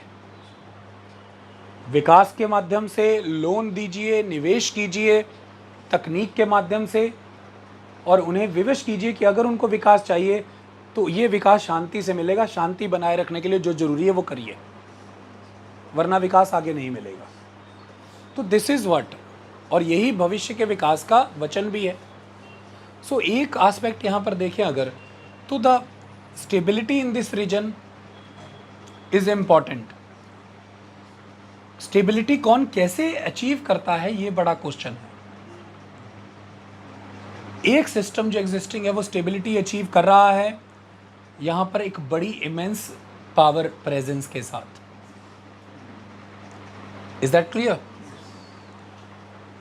और एक सिस्टम शायद चाह रहा है कि ये स्टेबल है और स्टेबल ही बना रहे ताकि मेरी प्रेजेंस एक्सपैंड हो. तो पुराना सिस्टम वो स्टेबिलिटी क्यों मेंटेन रखे किसी की प्रेजेंस के एक्सपेंशन के लिए? तो some sort of instability is required. It is warranted so that they can expel, uproot the systems which are going to take root. Is that clear? So this Middle East, this West Asia or this Northern African region is the part of the economic, social, political architecture of the China that we have discussed already, and Iran is a very important structural asset to this whole architectural scheme, and America is well aware about it. So the main idea is we need to ultimately cripple this structural asset of that architectural scheme so that that architecture will not ultimately materialize. Because if it will happen, अगर उनकी छत है, architecture उनका होगा तो बाशिंदे उनके होंगे, बाशिंदे उनके तो शर्तें उनकी. ये छत नहीं डलनी चाहिए, ये ताना बाना नहीं बुना देना चाहिए, ये ढांचे नहीं बनने देने चाहिए. तो पिछले कुछ वर्षों के दौरान ये जो सर्ज हुआ है चीन का बहुत तेज़ी से, चुपचाप से उसने जो कामकाज करने शुरू किए, फिर उसने बीच बीच में टेस्ट करके देखा, जांच करके देखा कि उसकी जो वैश्विक आर्थिक ताकत है उसे वो राजनीतिक रूप में अपना अगर आजमाए तो क्या रिजल्ट आते हैं. साउथ चाइना सी में एक्सपेंशन करना, वहाँ पर आर्टिफिशियल आइलैंड बनाना, तेज़ी से पिछले कुछ समय के दौरान ताइवान पर अपने दावे बढ़ाना, उसके आसपास पूरी तरह से ड्रिल करना, मिलिट्री एक्सरसाइजेस करना, एक तरह से घेरा बनाना, खुल करके तेज़ी से नॉर्थ कोरिया को समर्थन करना, फिलीपींस और इसके आसपास के कई इलाकों पर अपना दावा रखना, उन इम्पोर्टेंट सी रूट्स पर अपना दावा करना और ये कहना कि जो प्राचीन चीन है ये तो उसी का हिस्सा था, कुछ नया तो नहीं मांग रहे. अंतर्राष्ट्रीय अदालतों से हार भी गए लेकिन फिर भी उन फैसलों को ना मानना. और ऐसे में जब ये सारे एरिया ऑफ इन्फ्लुएंस किसके रहे हैं? हमेशा से अमेरिका. साउथ चाइना सी, फिलीपींस की विसिनिटी, ताइवान, साउथ कोरिया, ये सारे क्षेत्रों में जापान का कोलैबोरेशन, ये सब अमेरिका का स्फीयर ऑफ इन्फ्लुएंस रहा है. मतलब पिछले वर्ल्ड ऑर्डर का पार्ट है ये. ऐसे में इस एरिया को टेस्ट कर लिया चाइना ने, और लंबे समय से अमेरिका ने देखा कि हमारे काफ़ी हद तक नॉन एक्टिव होने के कारण, एक्टिव हैं जैसा होना चाहिए था वैसे ना होने के कारण, रिजल्ट ये मिला कि चाइनीज़ एक्सपेंशन इस लेवल तक आ चुकी है कि आज अगर हम उसे रिपेल बैक करें तो फिर हमें फुल फ्लेजेड एक मिलिट्री एक्सरसाइज में आ जाना पड़ेगा। अमेरिका अफोर्ड नहीं कर सकता इतने खर्चे, ऐसी जंगें। और इस दौरान उन मुल्कों की भी मिलिट्री स्ट्रेंथ बहुत इंप्रूव हो चुकी है। तो इट इज़ नॉट ईजी, आपको बहुत ही प्रोलॉन्ग जाना पड़ेगा उन चीज़ों में। आपका मुल्क एट्रीशन के वाया कमज़ोर हो जाएगा। ये हुआ ही क्यों फिर? ये होने किसने दिया? ऐसे हालात ही क्यों बने? तो सवाल ये है कि इन मुल्कों को आर्थिक तौर पर इतना मजबूत कौन कर रहा है? कौन से सिस्टम्स ये कर रहे हैं? उन सिस्टम्स को तोड़ो जल्दी। दूसरा सवाल, इन्हें फैलने कौन दे रहा है? इन्हें मिलिट्री माइट दिखाओ। और मिलिट्री माइट दिखाने के लिए कई एरियाज हैं जो कंफर्टेबली वो मिलिट्री माइट दिखाने देंगे, जो इस समय दिखाई जा रही है। ये सिंपल एस्पेक्ट है कि भाई, अगर एक सवाल भी है कि क्या है भाई, ताइवान चाहिए? तो दिस इज द क्वेश्चन। मतलब एक तरह का ये असर्शन है कि हम थे, हम हैं, हम ही रहने वाले हैं, चिंता नहीं करने की जरूरत। और इसी के तहत अगर आप ग्लोबली देखें तो ये चीज चल रही है। पहले जो एक वर्ल्ड ऑर्डर था, उस वर्ल्ड ऑर्डर के तहत तमाम जो मुल्क हैं, जैसे कि मैं यहां पर आपके सामने डेवलप्ड मुल्कों की ही बात करता हूं, वो मुल्कों के पास इंफ्रास्ट्रक्चर के रूप में, डेवलपमेंट के रूप में, प्रॉस्पेरिटी के रूप में चीजें थी। और जब व्यक्ति पूरी तरह से संतुष्ट हो तो वो उदारीकरण में उदार होता ही है। ये इमिग्रेंट्स है, चलो आने दो, कोई बात नहीं, इनका भला भी होगा और हमारी इकोनॉमी भी चलती रहेगी। वहाँ पर रिफ्यूजी क्रिएट हो गए, चलो उन्हें मदद पहुँचा दो, बुला लो, नागरिकता दे देते हैं, आर्थिक समर्थन कर दो। धीरे धीरे इस समर्थन के माध्यम से जब लोग बाग मजबूत हुए, इमिग्रेंट्स जब उन कंट्रीज में जाकर के अपने कल्चरल राइट्स मांगने लगे, अपने कल्चरल एक्सप्रेशन को एंजॉय करना चाहते हैं, जब दुनिया के कई मुल्क मजबूत होकर के और अब अपनी पोजीशन चाहते हैं, तो आपने देखा होगा तमाम बड़े बड़े मुल्क ग्रेजुअली कंजर्वेटिव स्टांस ले रहे हैं। और आप देखेंगे कि राइट विंग पॉलिटिक्स मजबूत हो रही है और पार्टियां जीत करके सत्ता में आ रही हैं। और नतीजा यह है कि प्रोटेक्शनिस्ट स्टांस अपनाए जा रहे हैं। तेजी से विश्व भर में एंटी इमिग्रेशन लॉज पास हुए हैं, खुल करके प्रोटेस्ट हुए हैं, डेमोन्स्ट्रेशंस हुए हैं, मुजाहरे हुए हैं, सरकारों ने इसकी जगह दी है। खुल करके कानून पद पार किए गए हैं, बहुत बड़े पैमाने पर इमिग्रेशन कोटा कम किए गए हैं, फीसें कई गुना ज़्यादा ओवरसीज स्टूडेंट्स के लिए बढ़ा दी गई है कि आ ही ना पाए। कई गुना फीसों का बढ़ना, इमिग्रेशन कोटा का साइज इतना छोटा करना, सिटीजनशिप के रूल्स और ज़्यादा स्ट्रिंजेंट करना, एजुकेशन के बाद वहाँ पर जो रहने के लिए एक वीज़ा मिलता है, जिसे आप जॉब सीकर वीज़ा के रूप में देखते हैं या फिर टेम्परेरी रेजिडेंस के रूप में देखते हैं, जो पीआर डालने का स्टेप होता है आगे का, इन वीज़ा टाइम को कम करना, ये मिलने के जो चांसेस हैं उसे बहुत रिड्यूस कर देना, पीआर को ऑलमोस्ट एकदम ख़त्म ही कर देना कि मिल भी सकती है कि नहीं मिल सकती, और एक मजबूत कदम इलीगल रिफ्यूजीज के खिलाफ उठाना क्लियरली। ये वहाँ के चुनावों के नारे रहे हैं, स्लोगन रहे हैं, और पार्टियां सत्ता में इसलिए आई हैं कि हमारा पैसा, हमारा टैक्स तो हमारा रोजगार, हमारा मुल्क तो हमारी तरक्की। और आपने देखे होंगे कि डाइवर्स कल्चरल ग्रुप से एसोसिएटेड टेक्स्ट जलाए गए सरेआम, कई संघर्ष भी हुए हैं, कई क्लैशेस भी हुए हैं, और आपने देखा, गलत कोई भी हो सकता है, हम अभी उस पर चर्चा नहीं कर रहे, पर यह हो रहा है। तो आप देखेंगे कि डिबेट यही चल रही है उन मुल्कों में, स्टांस यही अपनाए जा रहे हैं, और इमिग्रेशन और रिफ्यूजी अचानक ही वहां के चुनावों के एक बड़े स्लोगन है। ये क्यों हो रहा है? एक ऑर्डर था, वो ऑर्डर एक कम्युनिटी को, एक सोसाइटी को, एक एग्जिस्टिंग मेंबर्स को जो लाभ दे रहा था, उसकी कंटिन्यूटी और सस्टेनेबिलिटी का वादा करता था। तो ऐसे में आप संतोष में हैं तो आप बांट रहे थे चीज़ें कि ठीक है ले लो यार, चलो कोई नहीं, बड़ा लग रहा हूँ ना मैं, हाँ आप तो माई बाप, आप तो मतलब आप तो कौन है क्या बताएं, आप तो देखिए, आप खुद खाइए ना खाइए तो हमको ब्रेड जरूर देते हैं, ऐसा ही हूँ मैं, क्या करूँ। क्योंकि भूख नहीं लग रही, क्योंकि पता है जब मन करेगा तो कितने तरह के फल खा लेंगे फ्रिज में। संतोष बहुत है ना भाई, संतोष नहीं है, सिक्योरिटी बहुत ज़्यादा है, अंदर से बड़ा सिक्योर है कि आज फास्टिंग का मन है और अगर मन कर गया फ्रिज खोलेंगे, लबालब भरी पड़ी है। जिसको अगले वक्त रोटी नहीं मिलने की पूरी श्योरिटी है, उसको कहो कि फास्टिंग कर, वो कहेगा जितना भर सकते हैं भर दे भाई, मुझे कल मिलनी नहीं मिलनी मुझे नहीं पता, अभी दे दे, वैसे से खा जाएगा। लेकिन जब देखा उन्होंने कि ये जिनको हमने शरण दी है, जिन लोगों को हमने पैसा दिया, रोजगार दिया, विकास दिया, है ना, आज ये लोग मतलब आंख दिखा रहे हैं। हम अपने हक में कुछ मांग रहे हैं तो ये लोग प्रोटेस्ट करते हैं, लड़ने आ रहे हैं। इनकी नेटिव कंट्री की सरकारें अपनी लेजिस्लेटिव बॉडीज में हमारे खिलाफ रेजोल्यूशन पास कर रहे हैं कि हम उस मुल्क के द्वारा पास किए गए इस कानून का विरोध करते हैं। हाय हाय, ये क्या कर रहे हैं आप लोग? तब आप लोग कहाँ थे जब आपने अपने भूखे नंगे लोगों को संभाला नहीं? तो फिर ये लोग कह रहे हैं कि हमारे नेता कहाँ गए हैं, मर गए हैं, हमारे हक की बात नहीं कर सकते। ये टैबू नहीं है, अपने मुल्क की बात करना गलत नहीं होता। अपने रिसोर्सेज अपने के लिए संकोच मत करो, झिझको मत। तो वो आ गए, कहते हम तो हैं, यहीं थे, आप ही लोगों ने दबा रखा था। कहते क्या चाहिए? कहते ये जो ऑर्डर में बदलाव आ रहा नहीं चाहिए, जैसा था वैसा लेकर के आओ। हक नहीं मांगे कोई हमसे, हम देंगे वो अलग बात है, बराबर बैठ के नहीं लेने का।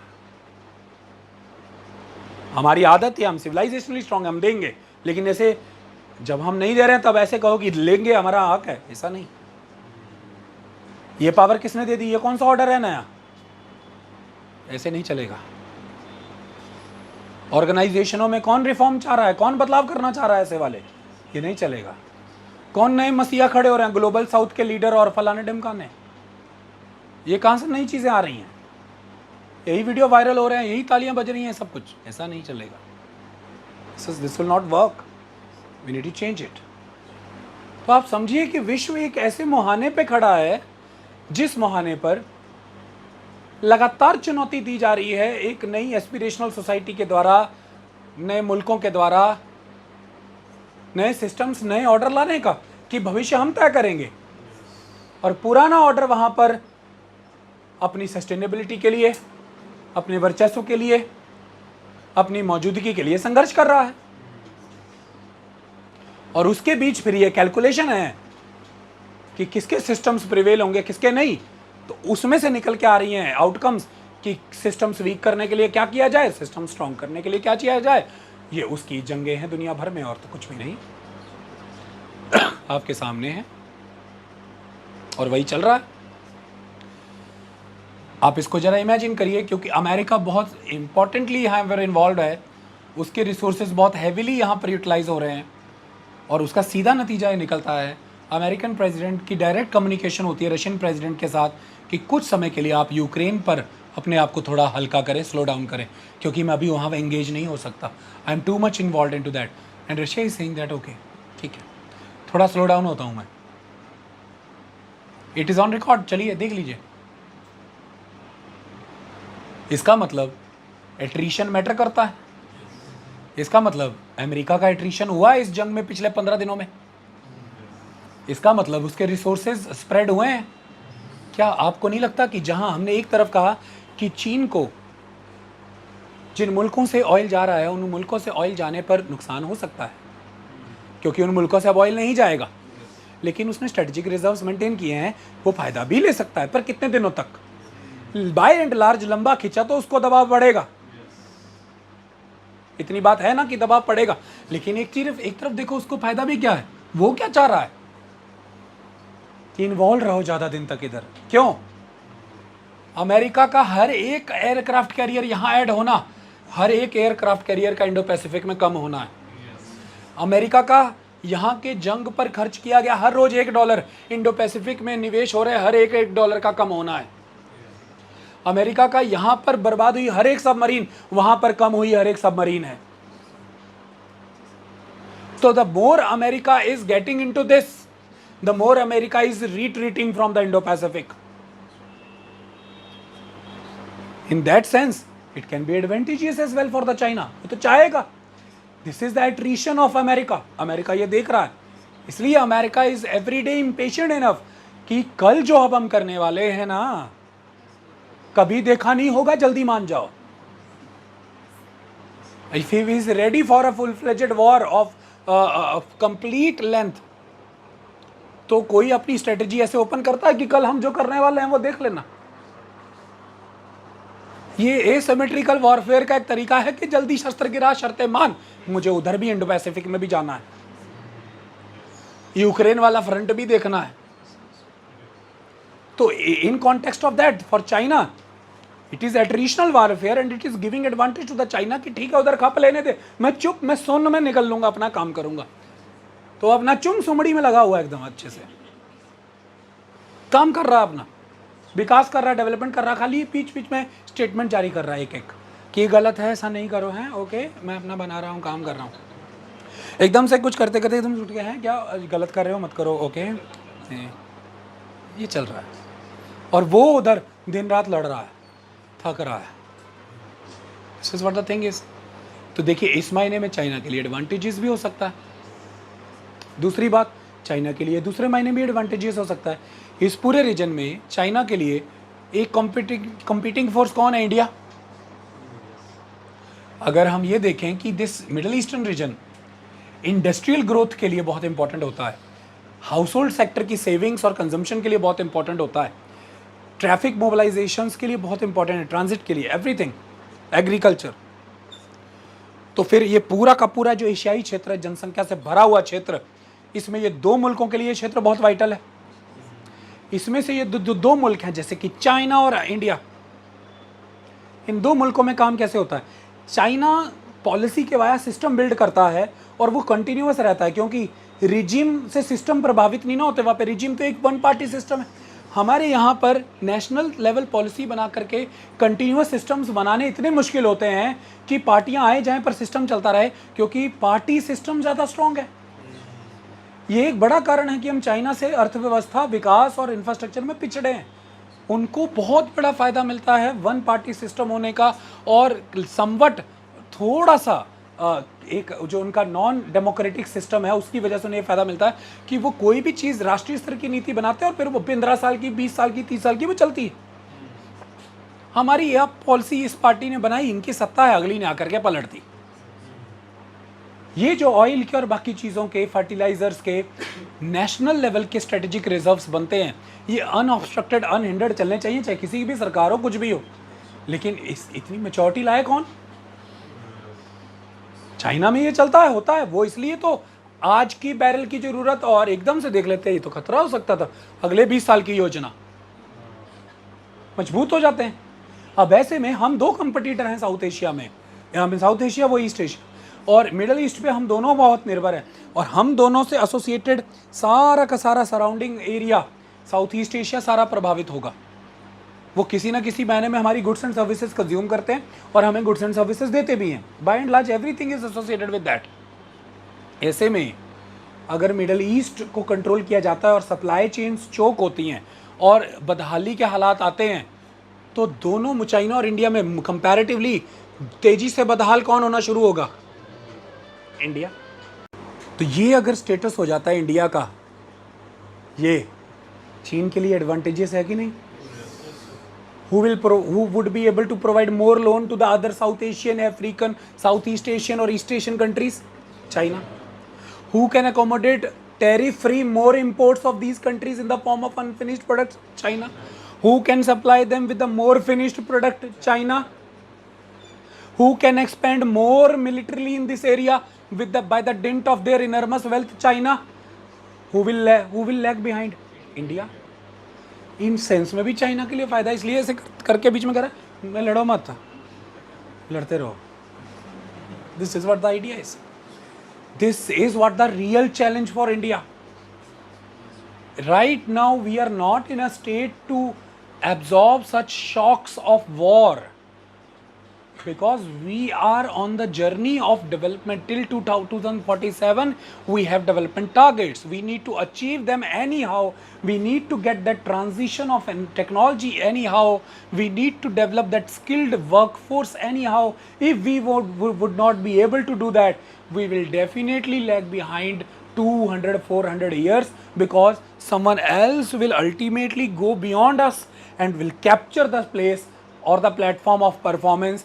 Till the time that person is able to capture the platform of performance, no matter how good singer you are, you won't be able to present your performance. That's the problem. So this world economy is a forum, it's a platform. Those who are able to occupy this platform, definitely they will reap benefit or they will perform, no matter how good performer you are. मंच चाहिए ना performance के लिए, मंच वो ले जाएंगे.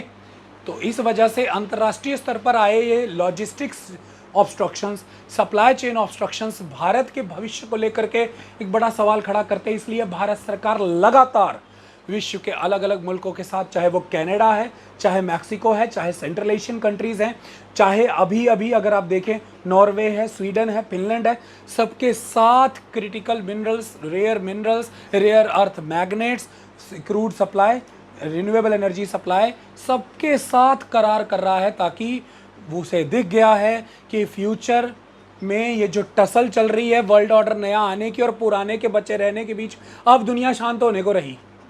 इसलिए हमें डाइवर्स सप्लाई नेटवर्क्स बनाने पड़ेंगे, ताकि किसी भी एक मोमेंट ऑफ टाइम पे अगर हमारे इधर से सप्लाई चोक हैं, ये चल रहे हैं, इधर से चोक हैं, ये चल रहे हैं, मतलब we should have enormously complex food web so that our food chain will sustain all the time. This is what India is doing, and this is what required. China completed this phase already. China already completed this phase. We are doing this, China completed it. That's why he is the most comfortable guy right now. So there are disadvantages, but there are a lot of advantages as well, and that is why they are watching this whole scenario. The country is striving to maintain that system in an intact form, कि that old order will work. But the other countries are watching कि आपके इस effort में आप attrition कितना face झेल पाते हैं. हम देख रहे हैं डिवास्टेशन जो क्रिएट हो रही है हमारे दूसरे राइवल्स को हमारे रीजन में, हम वो देख रहे हैं. हम इससे भी फ़ायदा क्या निकाल सकते हैं, हम वो देख रहे हैं. Don't worry, this is what the thing is. आई बात समझ में? रशिया साइलेंटली सब कुछ देख रहा है, ऑब्जर्व कर रहा है. क्यों ये चीज़ें साइलेंटली देख रहा है, क्यों ये चीज़ें साइलेंटली ऑब्जर्व कर रहा है?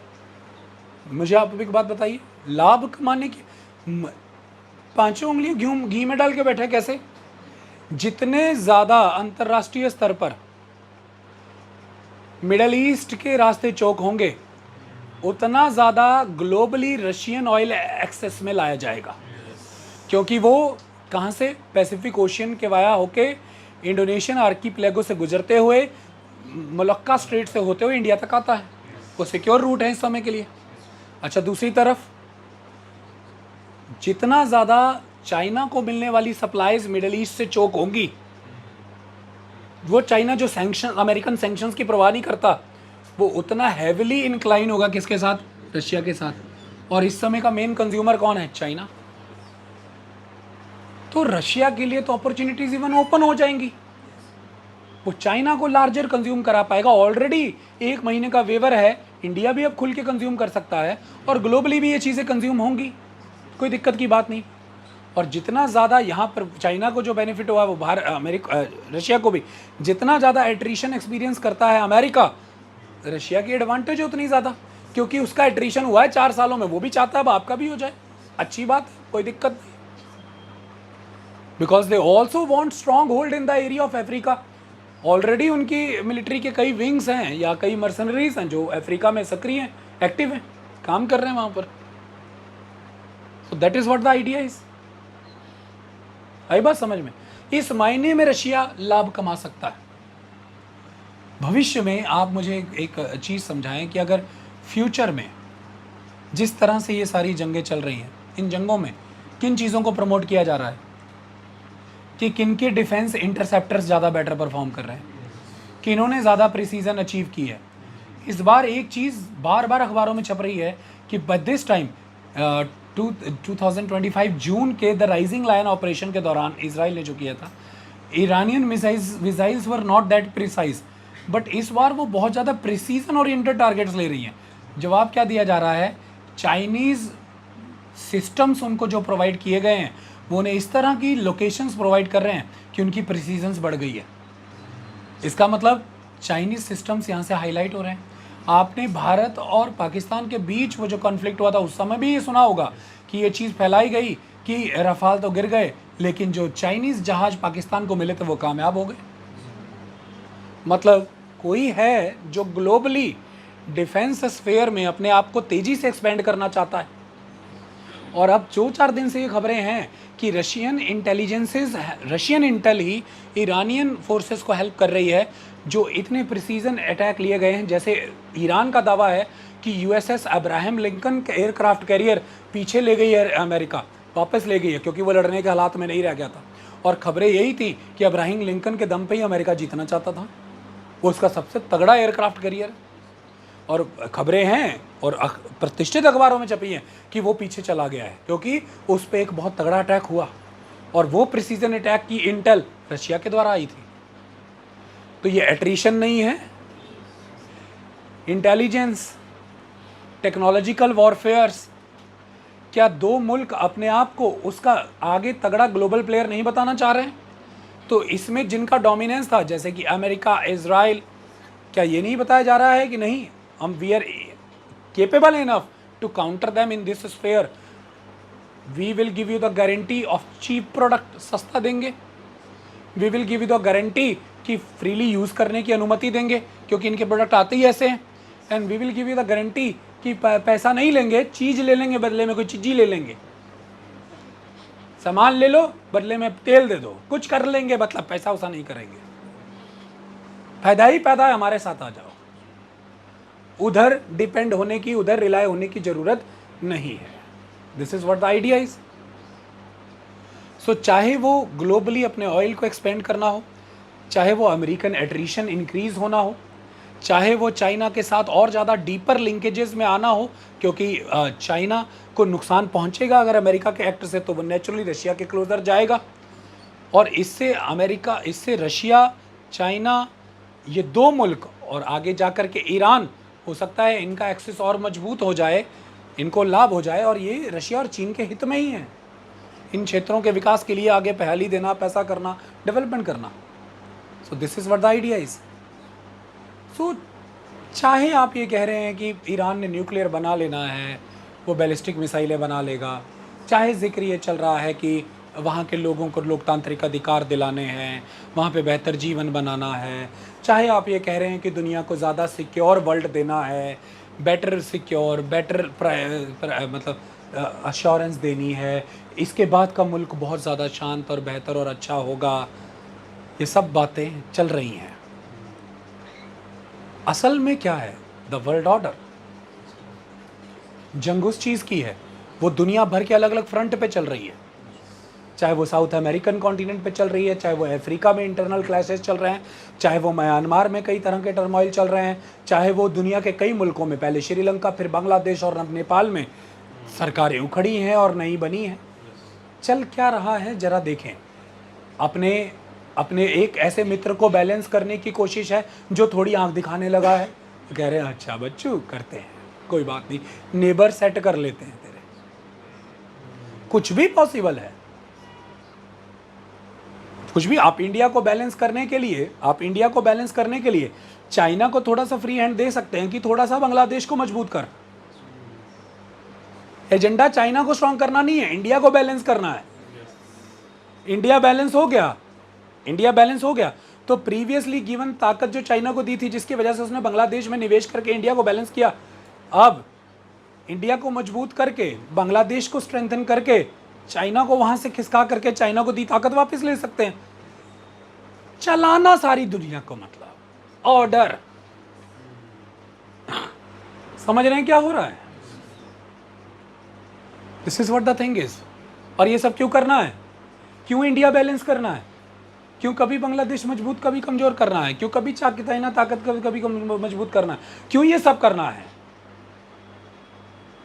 इंडियन ओशन में हो सकता है हमारे इंटरेस्ट हों, बे ऑफ बंगाल और अरेबियन सी में हमारे इंटरेस्ट हो सकते हैं, सेंट्रल एशिया में हमारे इंटरेस्ट हो सकते हैं, अफ्रीका में हमारे इंटरेस्ट हो सकते हैं, स्टेट ऑफ मलक्का में हमारे इंटरेस्ट हो सकते हैं। जहाँ जहाँ हमारे इंटरेस्ट हैं, हमारे इंटरेस्ट प्रिजर्व्ड एंड प्रोटेक्टेड रहना चाहिए। और वो किन के वाया रहेंगे? दो तरीक़ों से। एक तो हम जो वहाँ कर रहे हैं उसका विरोध नहीं होना चाहिए, एक जब हमें आप चाहिए विरोध करने के लिए आप हमारी तरफ से खड़े हो। ये तब होगा जब आप हमारे अच्छे मित्र बन के चलेंगे। अच्छे मित्र ही अच्छा तंत्र बनाते हैं। आप बुरे मित्र क्यों बनते हैं? ऐसे ही बातें क्यों करते हैं कि हम डॉलर के बिना ट्रेड करेंगे? ये अच्छी लगती हैं बातें, पुराने दोस्त हैं हम।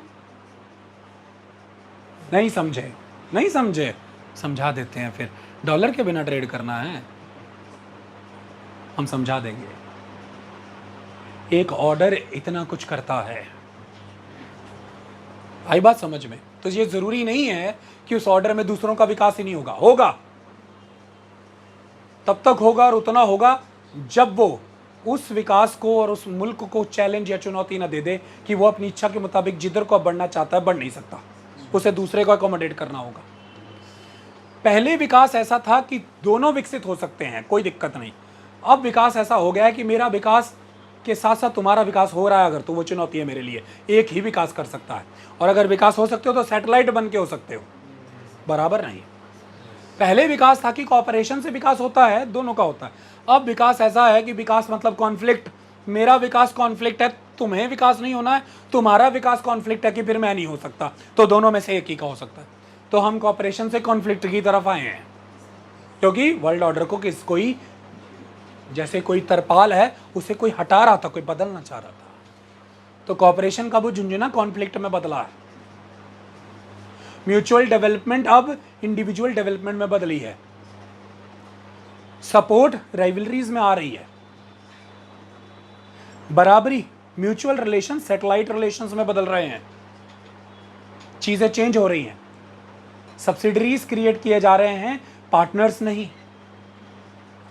समझौते, पार्टनरशिप्स अब एक तरह से अलायंसेस में बदले जा रहे हैं। कौन हमारे साथ है, कौन खिलाफ है, बता दो बस, दैट्स ऑल। आई बात समझ में? विश्व की प्रगति के लिए लीड नहीं किया जा रहा है, लीडर बनने के लिए लीड किया जा रहा है कि हम ताकतवर होंगे, बाकी सब गए भाड़ में, देख लेंगे फिर क्या होता है। उसके राह में जो आया सफाया करेंगे। ये कोई भी सोच रहा होगा इस समय, वो जो भी सोच रहा है वो इसको चुनौती दे, मतलब वो इस ऑर्डर को बिगाड़ने में, नए ऑर्डर को बनाने में, और इन सब के बीच ये जो विश्व जगत पे हो रहा है वो करने में भागीदार है। ये मंशा किसी भी मुल्क की हो सकती है, कोई भी है कर रहा है।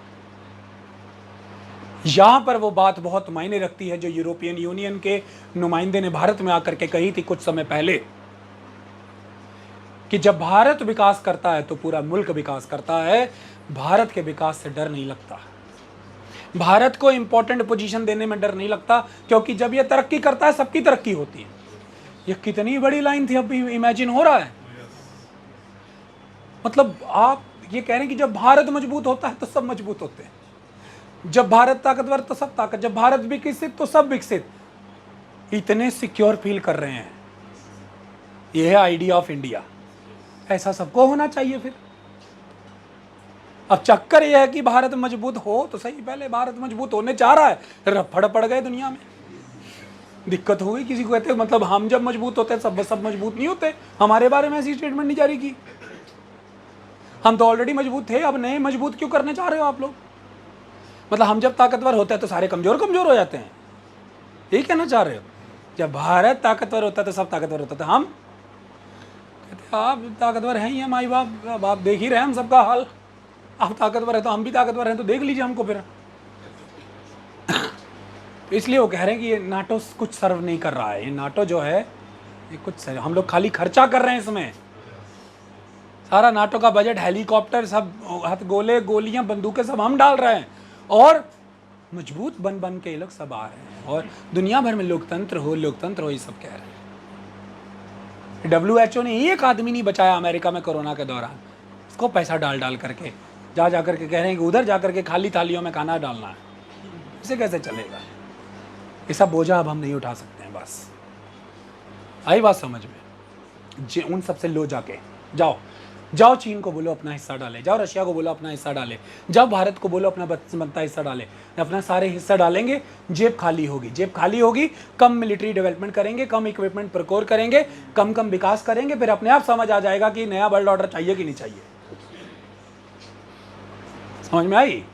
और हमसे अब यही करते रहे तो लुटिया तो डूब जाएगी, पक्की बात है। अब वो सब नहीं, तब दोबारा से चाहिए एक मजबूत मुल्क, फिर चाहिए एक चमकता दमकता मुल्क, महानता चाहिए। किसी भी मुल्क का ये सोचना गलत नहीं है, किसी भी मुल्क का ये फैसला लेना गलत नहीं है, उसका अधिकार बनता है। किसी भी मुल्क का ये ठेका नहीं है कि वो वर्ल्ड ऑर्डर को बनाए रखे। ये तो हर मुल्क को अपने गिरबान में झांकना चाहिए था कि क्या ग्लोबल कोऑपरेशन मॉरल थी, क्या वो कोई मॉरल फोर्स थी? क्या आज जब बाकी सभी मुल्क अपने अपने वेस्टेड इंटरेस्ट में सोचने के लिए अलायंसेस कर रहे हैं, अपनी अपनी करेंसीज को मजबूत बनाने के लिए फैसला कर रहे हैं, तो दूसरे का भी अपना राइट है, वो भी वो कर रहा है। तो इसका मतलब सब लोग वापस से उसी स्टेट में आ गए, अनडन हो गया सब, अपना अपना। इंटरडिपेंडेंस किस में खत्म हो गई? इंडिविजुअलिज्म में। कलेक्टिव एफर्ट्स किस में चले गए? इंडिविजुअल एफर्ट में। अब पब्लिक इंटरेस्ट किस में चला गया? वेस्टेड इंटरेस्ट में। अब तो कलेक्टिव बॉडीज कोलैप्स कर गई, कलेक्टिव फंडिंग कोलैप्स कर गई, कलेक्टिव एफर्ट्स कोलैप्स कर गए। और जब ये होता है, कौन सफर करता है? द मोस्ट मार्जिनल, चाहे वो नेशन है, चाहे वो सोसाइटी है, कम्युनिटी है, चाहे इंडिविजुअल है, वो सफर कर रहे हैं, आपके सामने है। ये नतीजे मिलते हैं जब आप ऐसे होते हैं। आई बात समझ में? इसलिए अगर आप देखें तो collective institutions are bleeding, collective consciousness is ultimately declining, collective efforts are ultimately going into vain, collective fundings are going away. कुछ भी नहीं हो रहा है, आप पीछे जा रहे हैं। बम, हथियार, डिसआर्मामेंट के सारे वायदे झूठे पड़ गए, आर्मामेंट हैवीली हो रहा है। रिन्यूएबल क्या जाएंगी, इधर पटाखे दिवाली पे चले, एक तेल के खजानों बम बजाल रहे हैं। वो 100 साल में इंडिया दिवाली में जितना धुआं करे उतना ही 2 दिन में कर दे रहे हैं वो लोग। काली बरसातें होने लग गई हैं। वो सब वायदे, वो सब, अब जितनी मुल्कों ने कॉस्ट कटिंग की थी अपने मुल्कों में, सब वापिस जाएंगे कि काहे रिन्यूएबल के लिए इतना करें, क्यों वो सब बोझा ढाएं? अगर हथियार ही फैसला करने वाले हैं भविष्य के विकास का, अगर यही तरीके से निर्णय होने वाले हैं, जम करके इंडस्ट्री चलाओ, जम करके फॉसिल फ्यूल डालो, जम करके एनर्जी इस्तेमाल करो, पैसा बनाओ, उस पैसे से ज़्यादा सिक्योरिटी ऑफर करो खुद को, ज़्यादा से ज़्यादा डिफेंस बनाओ। एजुकेशन, हेल्थ, इंफ्रास्ट्रक्चर पे अब इतना नहीं कर सकते भाई, सेना पे खर्चा करना है। ड्रोन चाहिए, मिसाइल चाहिए, एयरक्राफ्ट चाहिए, कॉम्पिटेंट ऑपरेशंस चलाने।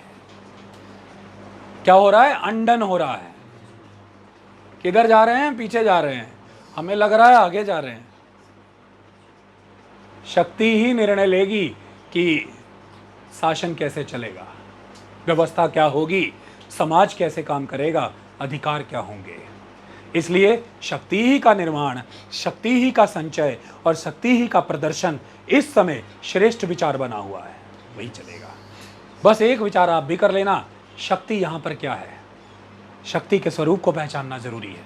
शक्ति केवल विध्वंस में नहीं, शक्ति निर्माण में भी है।